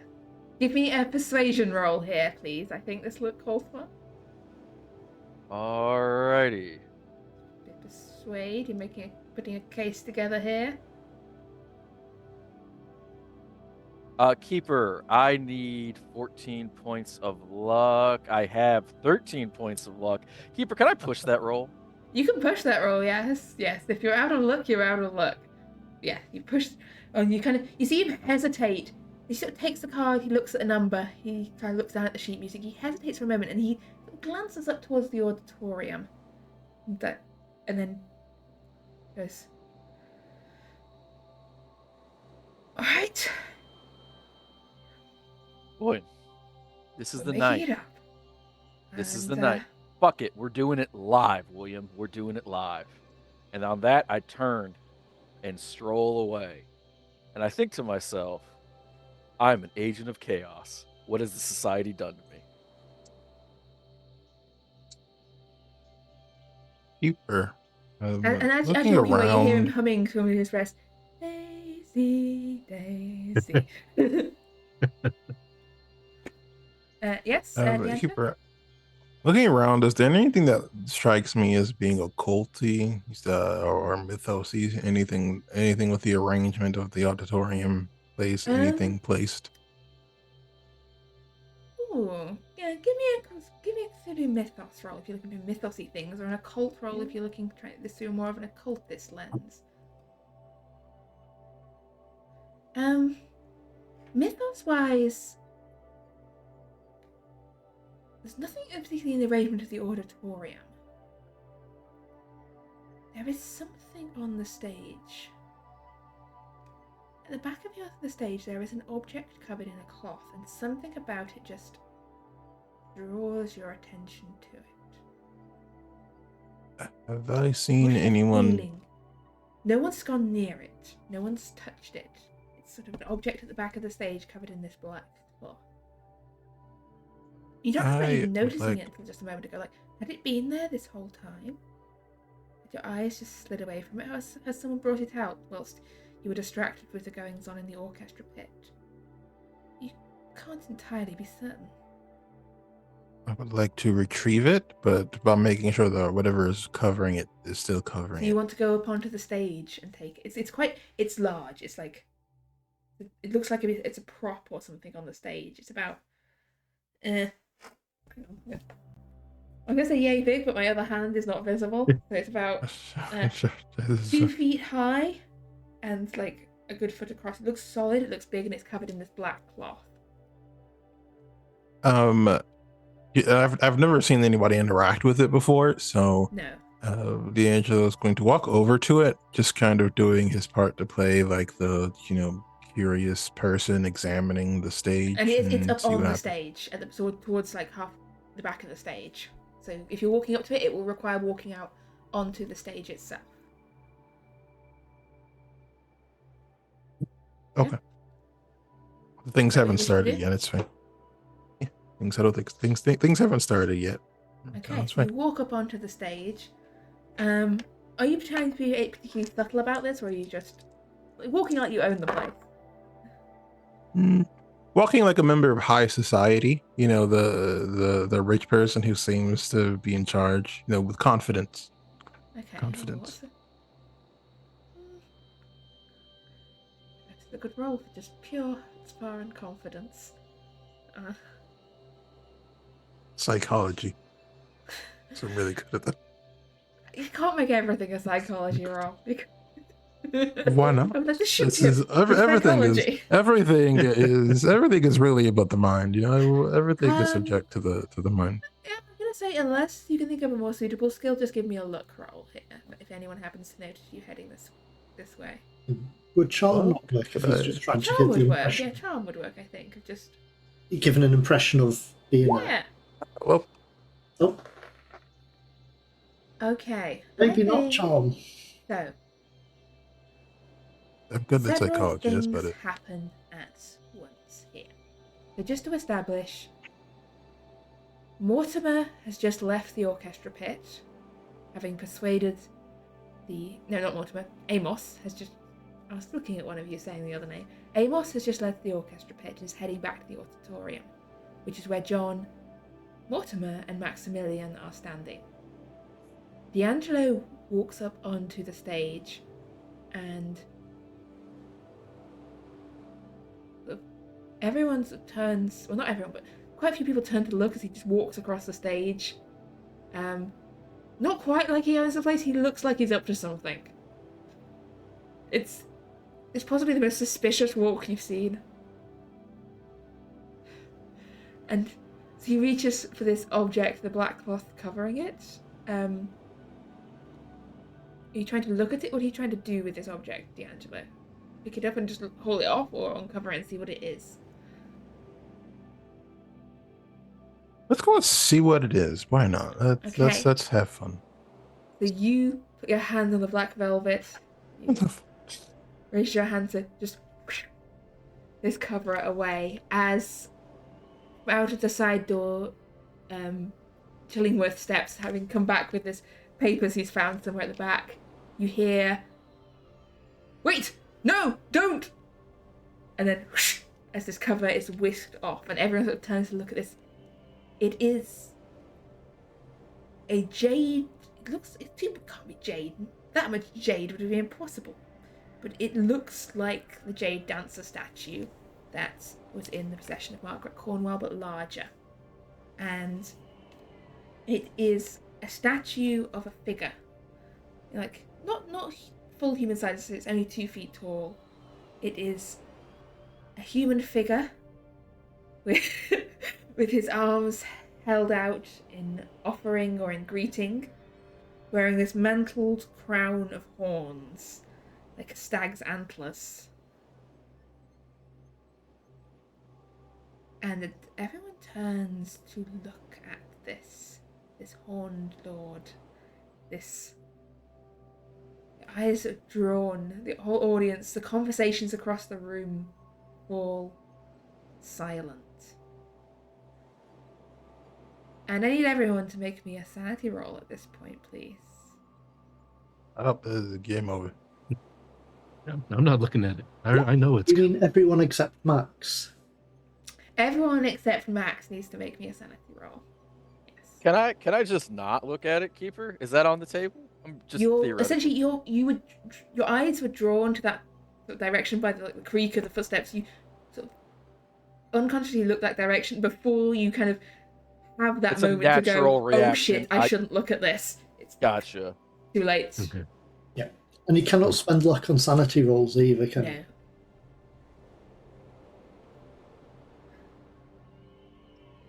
Oh! Amos, you are the only one succeeding here. This is going well. How much This is your sanity. God, you Join are some us. insane fucks. Yo. Yes.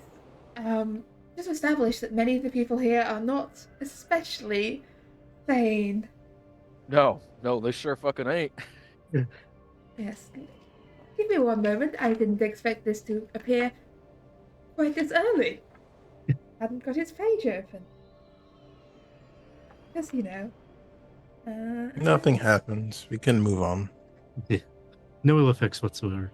No ill effects whatsoever. Yes, as you look at the statue, it draws your eye. Chills falls upon the room, and I'll be right. Yeah, I need you all to roll me 1d4. Myself included. Not you, no. Okay, thank You are fine. you. Oh, those are some lucky rolls there. That's 1 point of sanity lost for D'Angelo, 1 point of sanity lost for John, and only 2 Thank lost for you. Mortimer.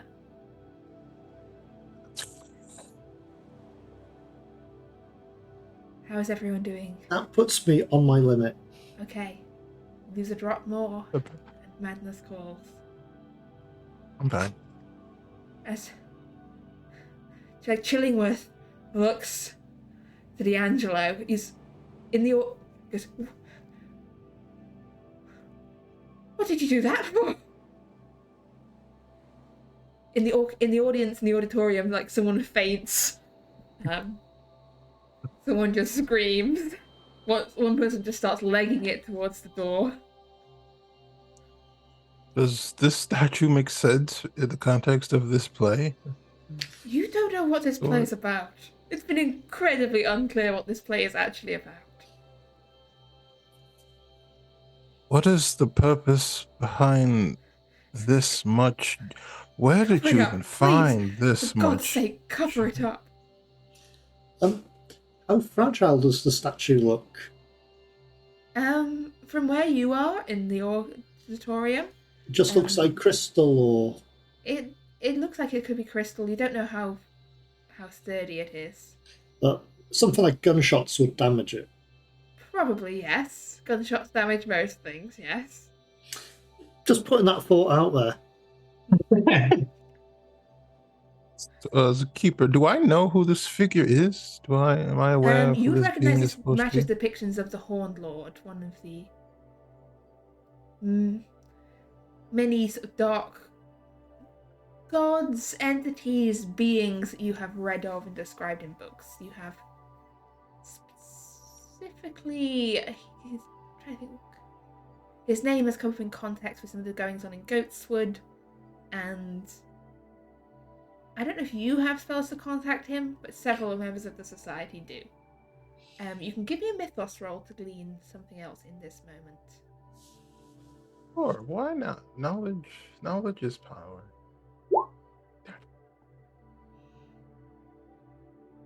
No, something that you think you almost know for a moment, and you can't quite grasp the knowledge in this moment. But yeah, you're standing there next to Chillingworth, next to this uncovered statue.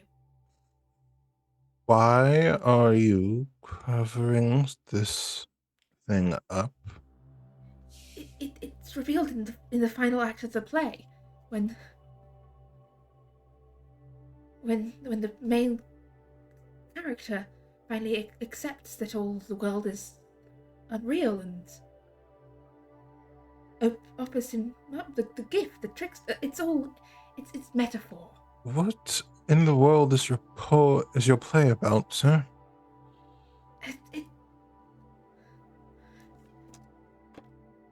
It's a metaphor for how life is not real, for how we are but just puppets That played on the is strings of an greater powers.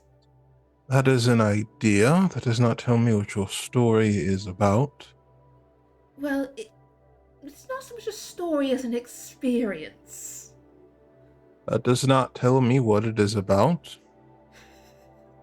Well, so it begins with a gentleman who's standing with his family, and we see as that his life unravels around him after he has a series of strange encounters with a black-coated figure. The black-coated figure represents the knowledge gifted from the outside, the taste, and he starts to try and explain what sounds Can I hear that, Keeper? convoluted and yes. Okay. Oh my god! This is going on stage. What are the rest of you who are down in the auditorium doing? I'm walking up to the stage because I'm pissed off with this drivel that he fucking wrote. I'm walking up as well. I'm going to support Amos in this. Yeah, I'm thinking about shooting him. This is The rest ass. of the audience is sort of looking around. You hear a few sort of mutters of, "Oh God, maybe we should not have come here. Maybe it's time to leave." Oh, This seems god. awful. I think this plays off. I think this dress rehearsal is off. Well, you've messed up the props. You've torn up the music. I'll be saying this as I'm walking towards the stage. How much do you want for this? Stage. Pardon? Oh, how much? Oh, go ahead, Mortimer. I'm sorry. Oh, Amos first. Okay. I would say how much is that little thing, that little doodad, that little bauble over there worth to you? You offer it? No, it's not for sale. It's a work of art. No, that has nothing. That has nothing to do with my question. I mean, I'm just asking you, like, what is it worth in terms of like pricing? Or it's not for sale. I understand that. As you're having this argument, Mortimer, what did you say you were doing? Let me think. He was basically commenting and trying to convince people as he's walking towards the stage that the play's been cancelled. Okay, so you're trying to talk. Give me a persuasion or fast talk. Yeah, the audience, basically how many you can persuade it's cancelled to.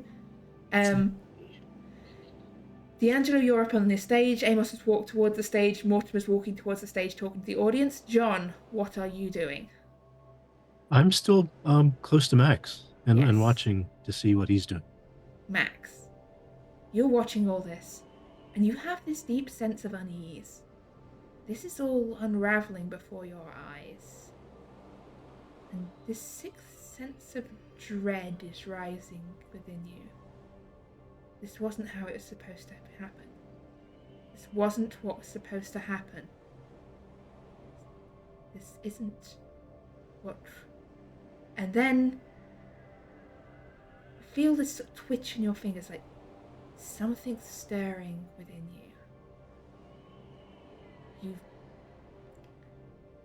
You look to John to the side. You feel it's almost like this out of body experience. You can still see. You can still hear what's going on around you. But it's muffled, as if muffled sounds. The light is lower and distant. And you can see, and only you see this, shadow stretching out from the statue on the stage. This shadow of this horned lord reaching out, stretching across the stage, and the shadow pooling and spreading and rising upwards to begin to engulf the auditorium. And you're sort of seeing this in this distant perspective, and you hear this chuckle of laughter in the air. You have essentially a brief final moment to try and do something or warn someone. Essentially, you have one last thing Max can do before the darkness rises up. What do you want to do with that final moment? I'm gonna shove John away from me and tell him run. Okay. What's wrong? Why? So Max shoves John, tells him to run. Up on stage, there's D'Angelo and Chillingworth, Amos, and Mortimer heading that way. Some of the audience starting to leave, but some still lingering around. And this is the point where you all hear this chuckle of laughter. The lights in the auditorium dimmed down. The shadows are thicker and darker.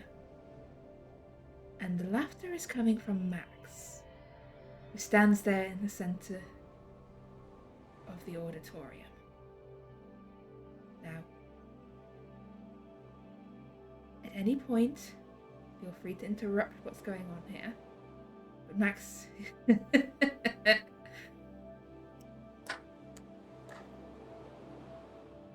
Bravo! I should have known that we'd never quite get to curtain rise. Who are you? He's walking up the aisle towards the stage. How far did Max push me? And he kind of shoved... Max is reasonably strong, so sort of shoved you a few seats away. So... Who are you can run to catch up with him if you want. Yes, and tackle him. Okay. Alright. It's on. I need you to give me a fighting brawl roll. Maximilian, I want you to give me a fighting brawl roll in return with a bonus die. I don't think you need that bonus die. As John lunges forward to tackle, and Max swings round with more sort of speed and strength behind his movement than you've seen him use before. And he just, as John lunges forward to tackle him, he's just going to chuck him to one side. There's a crunch of splintering seats in the auditorium as John hits the ground with a fair degree of force. Max, can you roll the damage from your fighting brawl? Thank you. That is 5 points of damage to John. Okay. Is that a major wound, or are you still clear of that? Well, let's see. I'm 12, and then taking the 5, it leaves me at 7. So not a major wound, but a fair degree of splinters and injuries. So, in this moment, as this is going on, Mortimer and D'Angelo, you are both the quickest here. Mortimer, you are closer to what's happening here. D'Angelo, you are currently up on the stage next to the statue. If either of you wants to do something, now is your moment. I think Mortimer will probably put his hand on his gun and start walking up to Max, but not Max. Okay. We've met before, haven't we? Yes, we have. D'Angelo, what are you doing? So with my knowledge of this kind of subject matter, would I believe it is better to break the statue or to protect the statue? I can say give me a little mythos roll here. You did roll well before, I think. So The statue is definitely aiding whatever power is here. You can feel just the unsettling aura of this statue. It is empowering, it is strengthening whatever presence is here with you. Breaking it would help dissipate some of that if you could. I'm definitely gonna try to break it. I don't know how strong Jade is logically, so I guess I'll shoot it at point blank. Okay, so you're Yeah. just going to start shooting at it. And hitting it is definitely easy. This is an inanimate object, and you're standing fairly close to it, so that's 2 bonus dice to actually hit it. Don't fumble while shooting the statue you're standing directly in front of. Wait, I'll just roll 2 more D100. So yeah, gunshots ring out in the auditorium as D'Angelo starts firing his statue with chips of jade shattering off it. The audience starts to panic and starts to run towards the doors because, yes, there are gunshots being fired. So Mortimer, you'd walked forwards to address Maximilian. D'Angelo starts firing his gun. Amos, what are you doing? Well, Amos has an incredible amount of respect for Mr. Williams' knowledge. So if he's shooting the statue with his gun, Amos is going to shoot the statue with his gun. He's going to walk up to it and empty the clip. This is what he's going to try to do. Yes, Okay, yes, ma'am. you've only got Yes, one ma'am. bonus die because you're further away, but it's still an unmoving and inanimate object. Okay. D'Angelo, can you give me the damage for your gun, by the way? Oh, Getting this. I don't think having a hard success adds damage, does it? No, I don't think. Okay, that is. Oh boy. You're just firing into the backdrop of this theatre, Amos. Can I shoot a gamekeeper per the rules since it's a revolver? That You can would. shoot 3 rounds, but it's a Yes, you penalty did three, dice. 3 rounds. That would bring them down to normal because that's applying a penalty, essentially. Okay. So, I'll spend the 10 luck, but the second shot does strike it. and I'll take the third shot. The first shot goes into the backdrop. The second shot strikes it. Oh dear. But Roll me the damage. Oh, you have rolled me the damage. you for that have the last one. bonus dice, though, don't you? No, because he took the 3 Oh. shots, which cancelled out the bonus yeah. die. Yeah. Good point. So, may I make it clear? You're aiming, shooting up onto this stage in this dimly lit auditorium. Well, I would have moved to get closer, Keeper. Yes, you've moved somewhat closer. Yeah. Who did I shoot? D'Angelo, Keeper? you take 4 points of damage as this bullet just strikes you, and you're standing near the statue he's shooting at. No, not my friend. For the clarity of the audience, that was a fumble. I'm so sorry, That's- D'Angelo. 4 damage. Good Yeah. lord. These gunshots ringing up, the statue cracks and starts to Yeah. the See, statue it's worth cracks, it. tumbles to one side. D'Angelo, you've taken these 4 the damage as you've taken the gunshot wound. Mortimer, you're advancing on Maximilian. Yes. Do I, with my vast knowledge of Cthulhu mythos, have any idea how to undo what's happening or prevent what's happening from getting worse? You can give me a mythos roll as this is going on. Oh, oh, this is splendid. Just a I can success. miss this. Any situation, and out come the guns, and you start shooting each other. It is glorious, glorious. So, why do you do all this? Why? Is it a game? Everything is a game. Do you see yourself would as need, Loki? essentially, what you're looking for here, there's 2 ways. Potentially killing the body or stopping it moving would be enough to end this. Yeah. Alternatively, essentially a banishment spell. If you knew one to banish this particular entity, that would work to send it away. So let's see. So it's kill Max or banish whatever is possessing him. Oh, yes. Okay, I'm just reading through my spell list now. This. Why do I do this? Why? Entertainment! Isn't this glorious to watch you run and die and fall?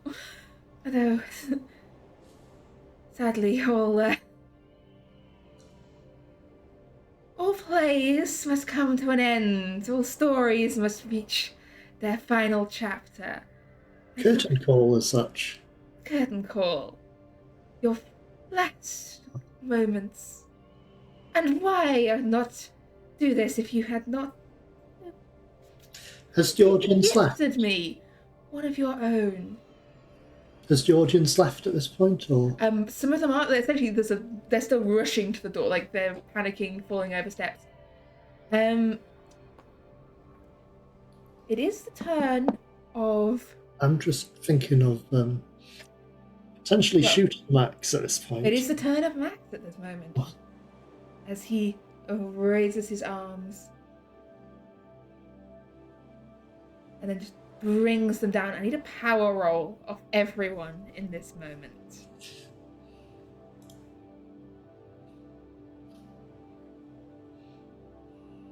Apart from Max, quite obviously. Because it's not Max making the power roll here. But she. Is it worth spending luck on this? Okay, let me just check.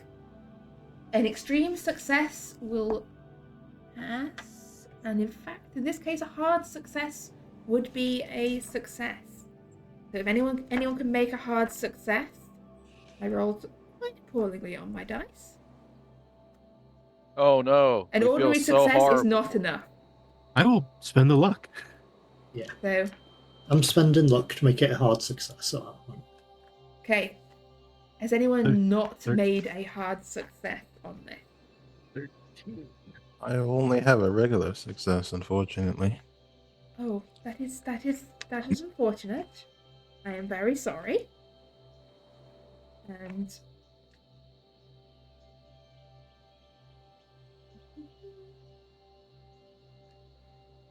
you lose 5 points of sanity. As this just falls over your mind, you feel it stripping and tearing at your thoughts, your mind, this mental anguish ringing through you. You hear screams from several of the other audience members who haven't managed to make it to the door yet, as they find their minds snapped in two by the force of whatever happened here. D'Angelo? That's 5 total sanity at once, and Yes. it brings me I below have an my intelligence daily roll. limit. And, does that? If that takes you over your limit, can you roll me 1d10, please?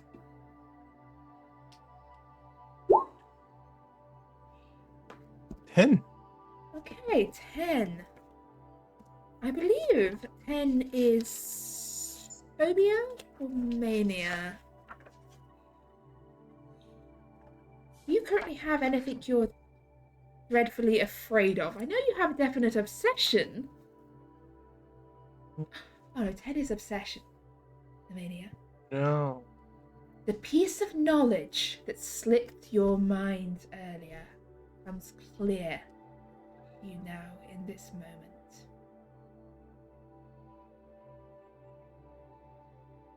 The Horned Lord is but another name, another face of the Pharaoh, another guise of the same meddling herald. He is here. This is his presence before you, that you have sought out for so long, so many months of reading and seeking to find him. He has found you. He is here. The object of your manic obsession that you spent months working on. And you must prove yourself. You must show...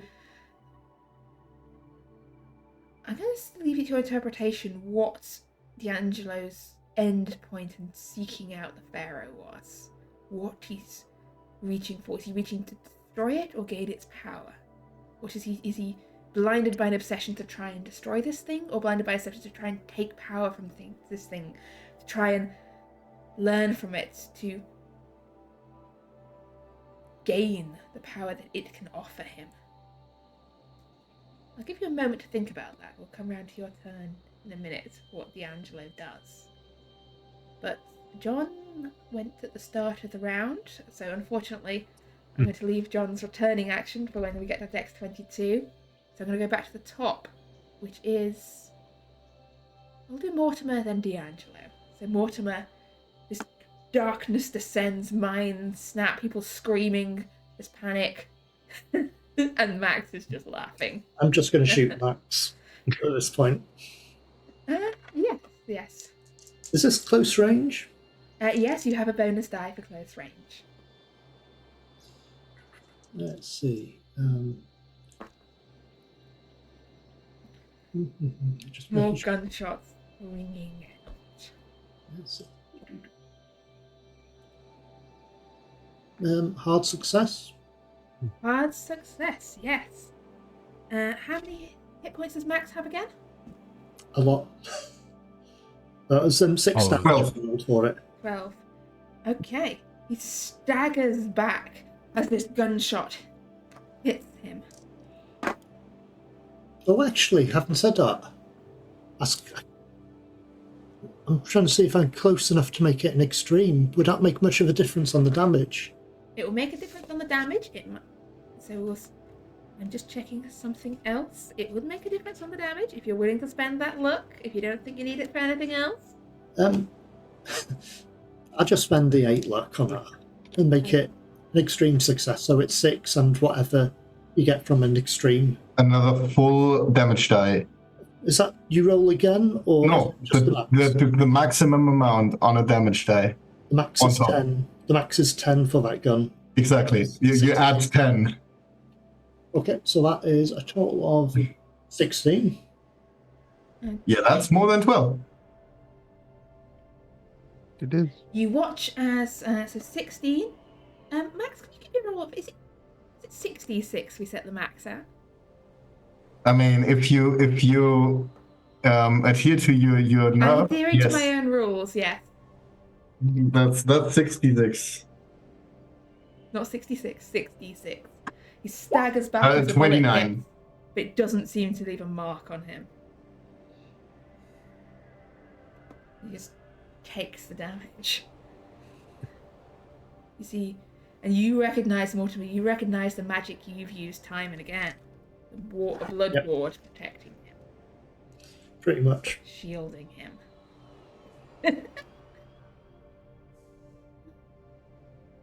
Mortimer Davenport. It's been a long road.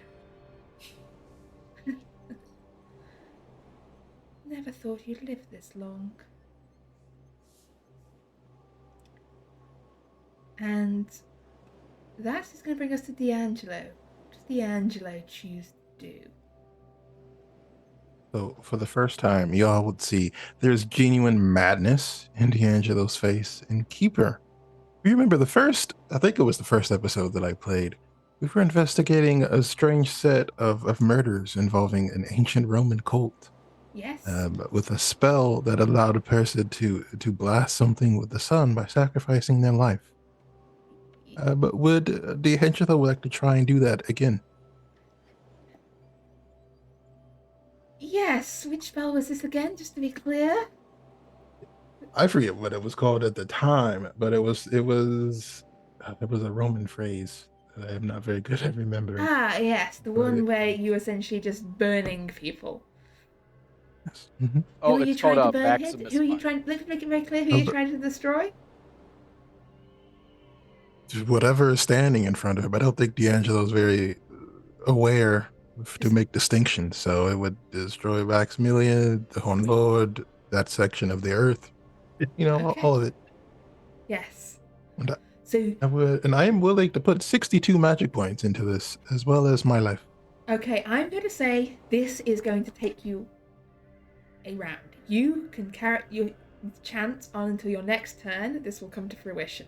Essentially, you are pouring, like, D'Angelo starts chanting in Latin. His voice sort of echoing through this space.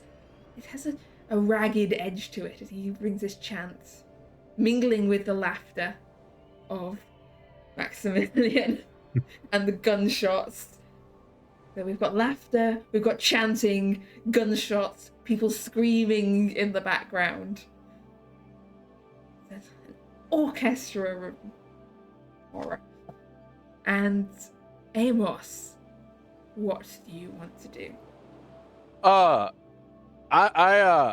want to be not fucking there. Is what I want to do. I'm gonna say, oh hell no! I just found my second love of my life. So then I'm gonna pull out my gun. I'm gonna shoot twice at Max because he doesn't seem long for this earth anyway. And then I'm leaving. Like I'll give 2 bang bang courtesy shots, and it's time to go out the door. So, yes, you shot the statue 3 times. So I got 3 shots left in the revolver. You got 3 shots left. Yes. Yeah. Yes. Alright. You shoot wildly, taking the penalty for. Yep. Wild shots. If you're shooting like if you're staying like fairly close to him and shooting, you get that bonus for the close range. If you're sort of doing this as you're leaving, this will even out as a penalty. It'll even out with a penalty dice. So yeah, if you're legging it for the door whilst you're doing this, will be at a penalty. If you're doing it while standing and like taking close, like 3 careful penalties. aim. I'm out. Yeah.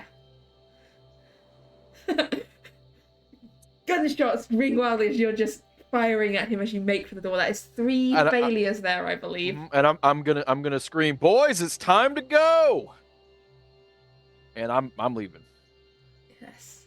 And honestly, penalties or bonus wouldn't have mattered because as an impressive just failures across the board. Yep, it's hard to shoot with one hand. Yeah, that is a good point. As the one-armed accountant runs for the door. John. You've been thrown to the ground. Gunshots are now ringing out. D'Angelo is chanting. Maximilian's eyes have just gone black from rim to rim as shadows coil around him, or what used to be him. Well, I have been packing ever since we found Max coming back from what we expected him to be dead. So I'm going to pull out my revolver and try shooting him, hopefully from the opposite direction where I got him the first time, from the back. Okay, you're close enough that you're going to have a bonus die for shooting him in the back here. Okay.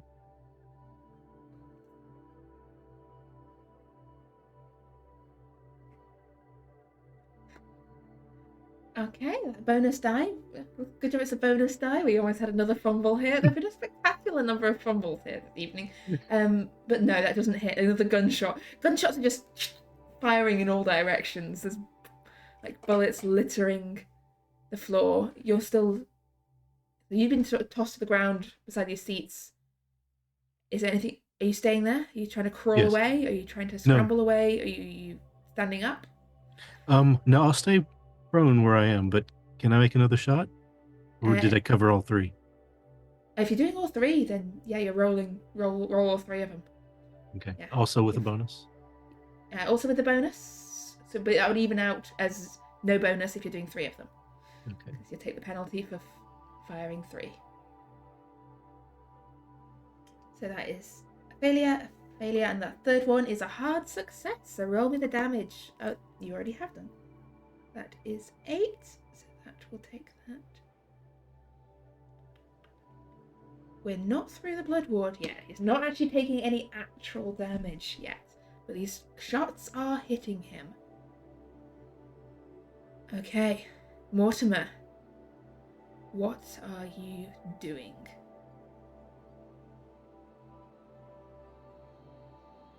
You're muted. Just realised I was muted. I'm going to shoot him even more, but this time with more bullets. I shot once, I'll put 3 rounds in him. All the powers, all the knowledge, all the books you have read, and you go for guns. Oh, you simple-minded little fools. Simple problems need simple solutions. And I'll put 3 rounds in him. Okay, do you have 3 rounds still?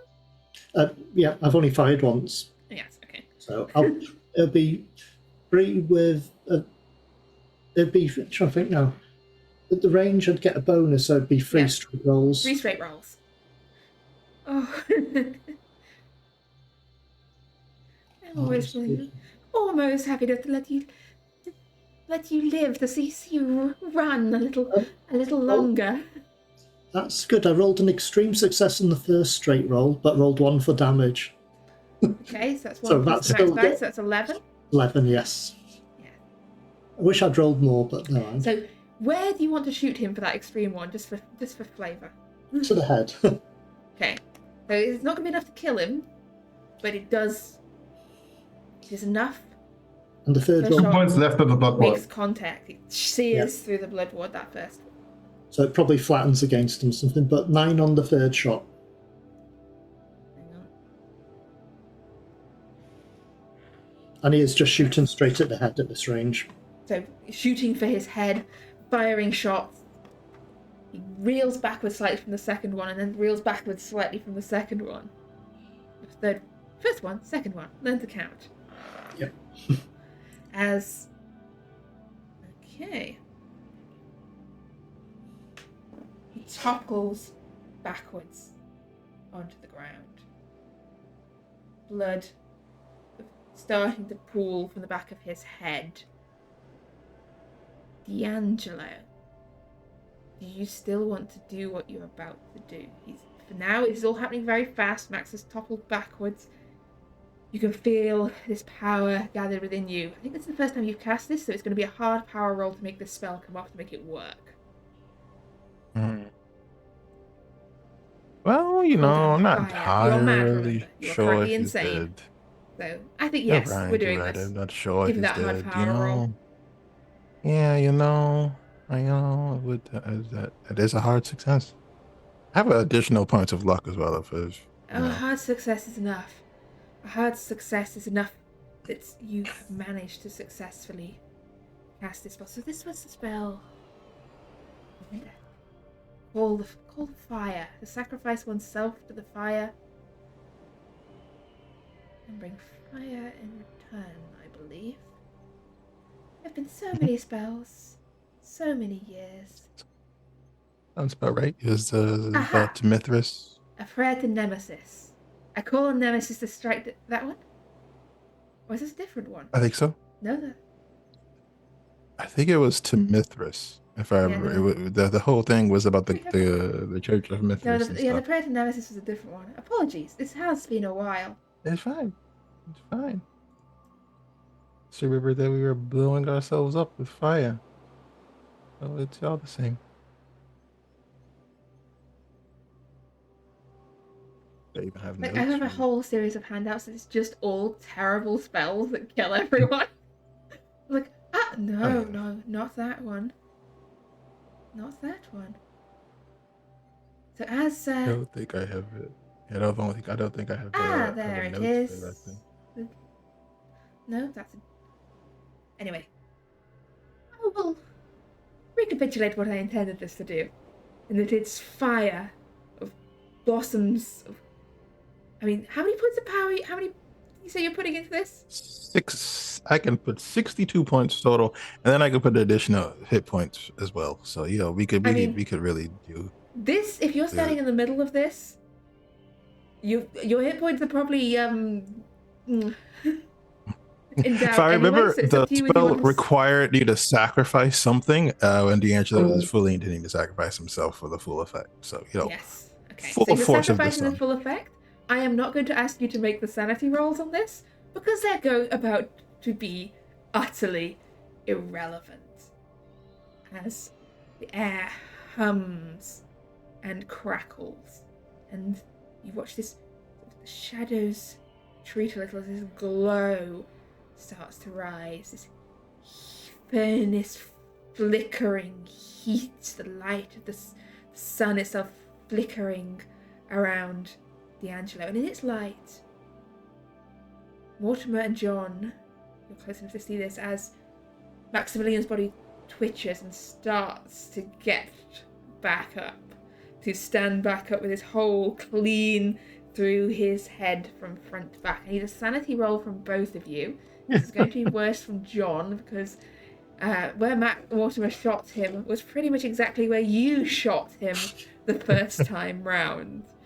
And yes, you shoot him, he just keeps getting back up as Maximilian stands up. And yes, roll me 1d6, please. John has this. Okay, you lose 2 points of sanity. And you have this brief moment of stare and horror as Max getting up, and then boom! There is this blinding flash of light, followed by this boom of sound. Everything is thrown backwards and away as this force, this power, this magic that D'Angelo has called upon just tears essentially the pure light, the blinding light of the dawn through the darkness of this theatre. I need a dexterity save from John and Mortimer. Amos, you made it to the door. You are getting out of here.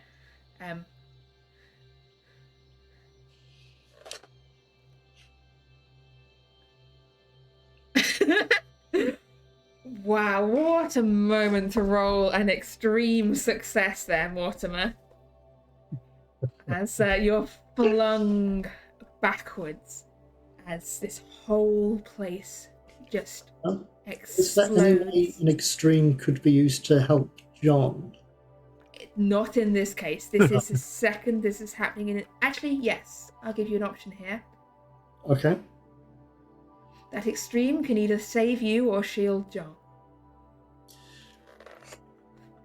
No, I do have the luck to make that a success. Do you have the look to make that an extreme success? You're both very close to the epicenter of this. D'Angelo. That I cannot do. Would I know whether a blood ward would shield me from damage from this? You suspect it might. It shields you from a lot of damage. I shall try to shield John then. I'll try to Okay. use the extreme to. Okay. At least take some of it.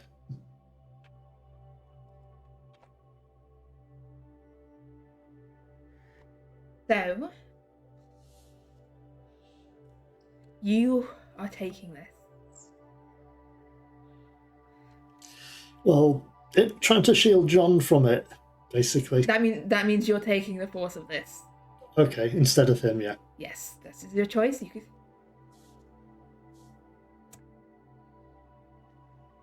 Episode 100, why not? As this blinding force throws you backwards, crashing through what remains of the theatre. That is 25 points. Do you have enough ward to have absorbed all of that? I can. Oh, actually, it was 19. 19. So it can take that, so I take 6 points of damage. 6 points of damage. Okay, I'm going to roll half of this. Is what. Well, I'm going to say John is still going to take a little damage here. 2. I can take that. As you're thrown backwards, Mortimer, are you still alive? Yes, I'm very lucky, but I'm still alive. Have you taken a major wound? That is a major wound, yes. Okay. So, as you're flung backwards, this skewer of a piece of broken theatre just skewers through your side, Mortimer.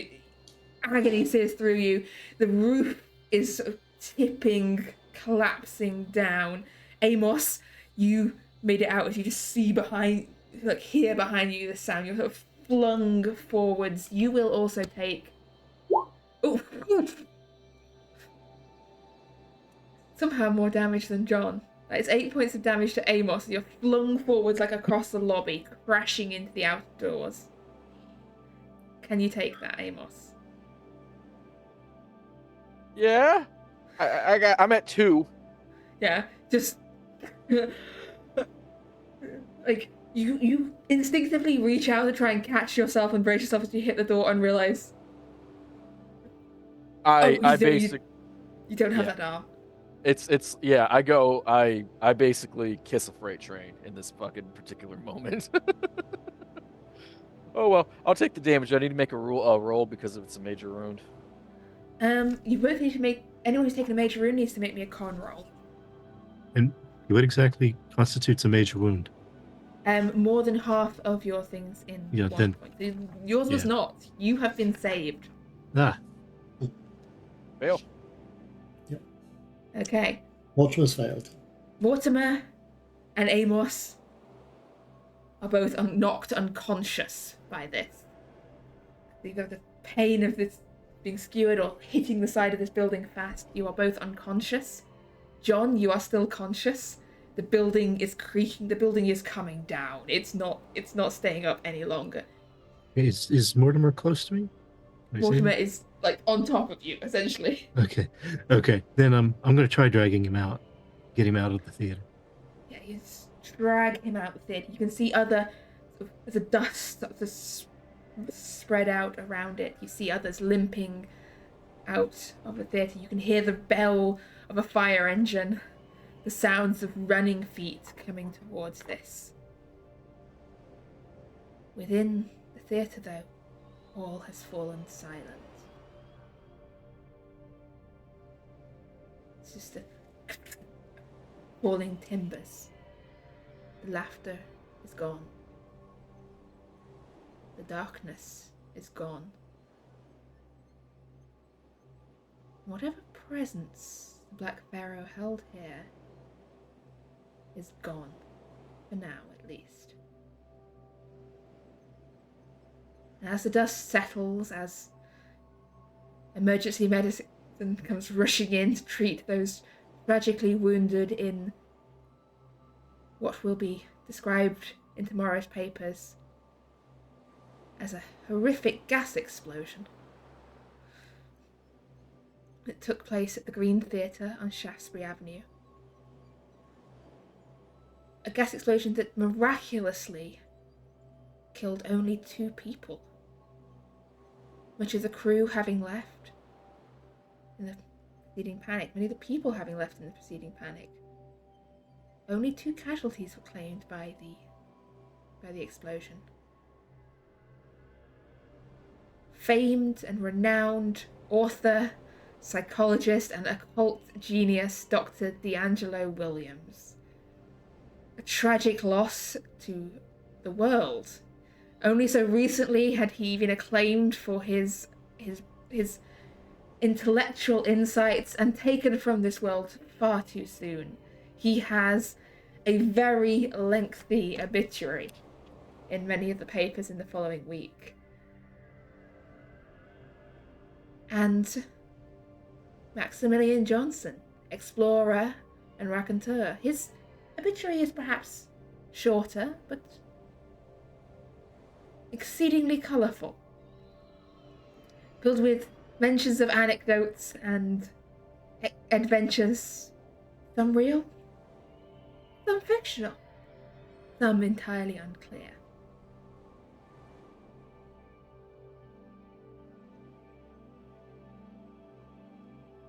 What will become, in the long term, of the society of Ernest Chillingworth, who seems to have slipped out during the chaos,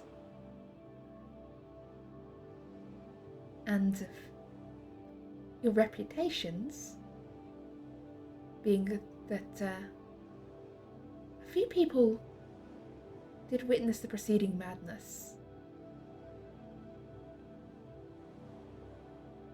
We will find out in the adventures to come.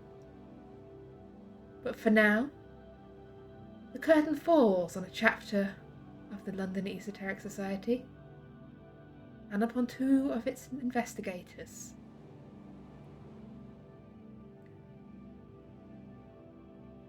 And that is where we will conclude for this evening.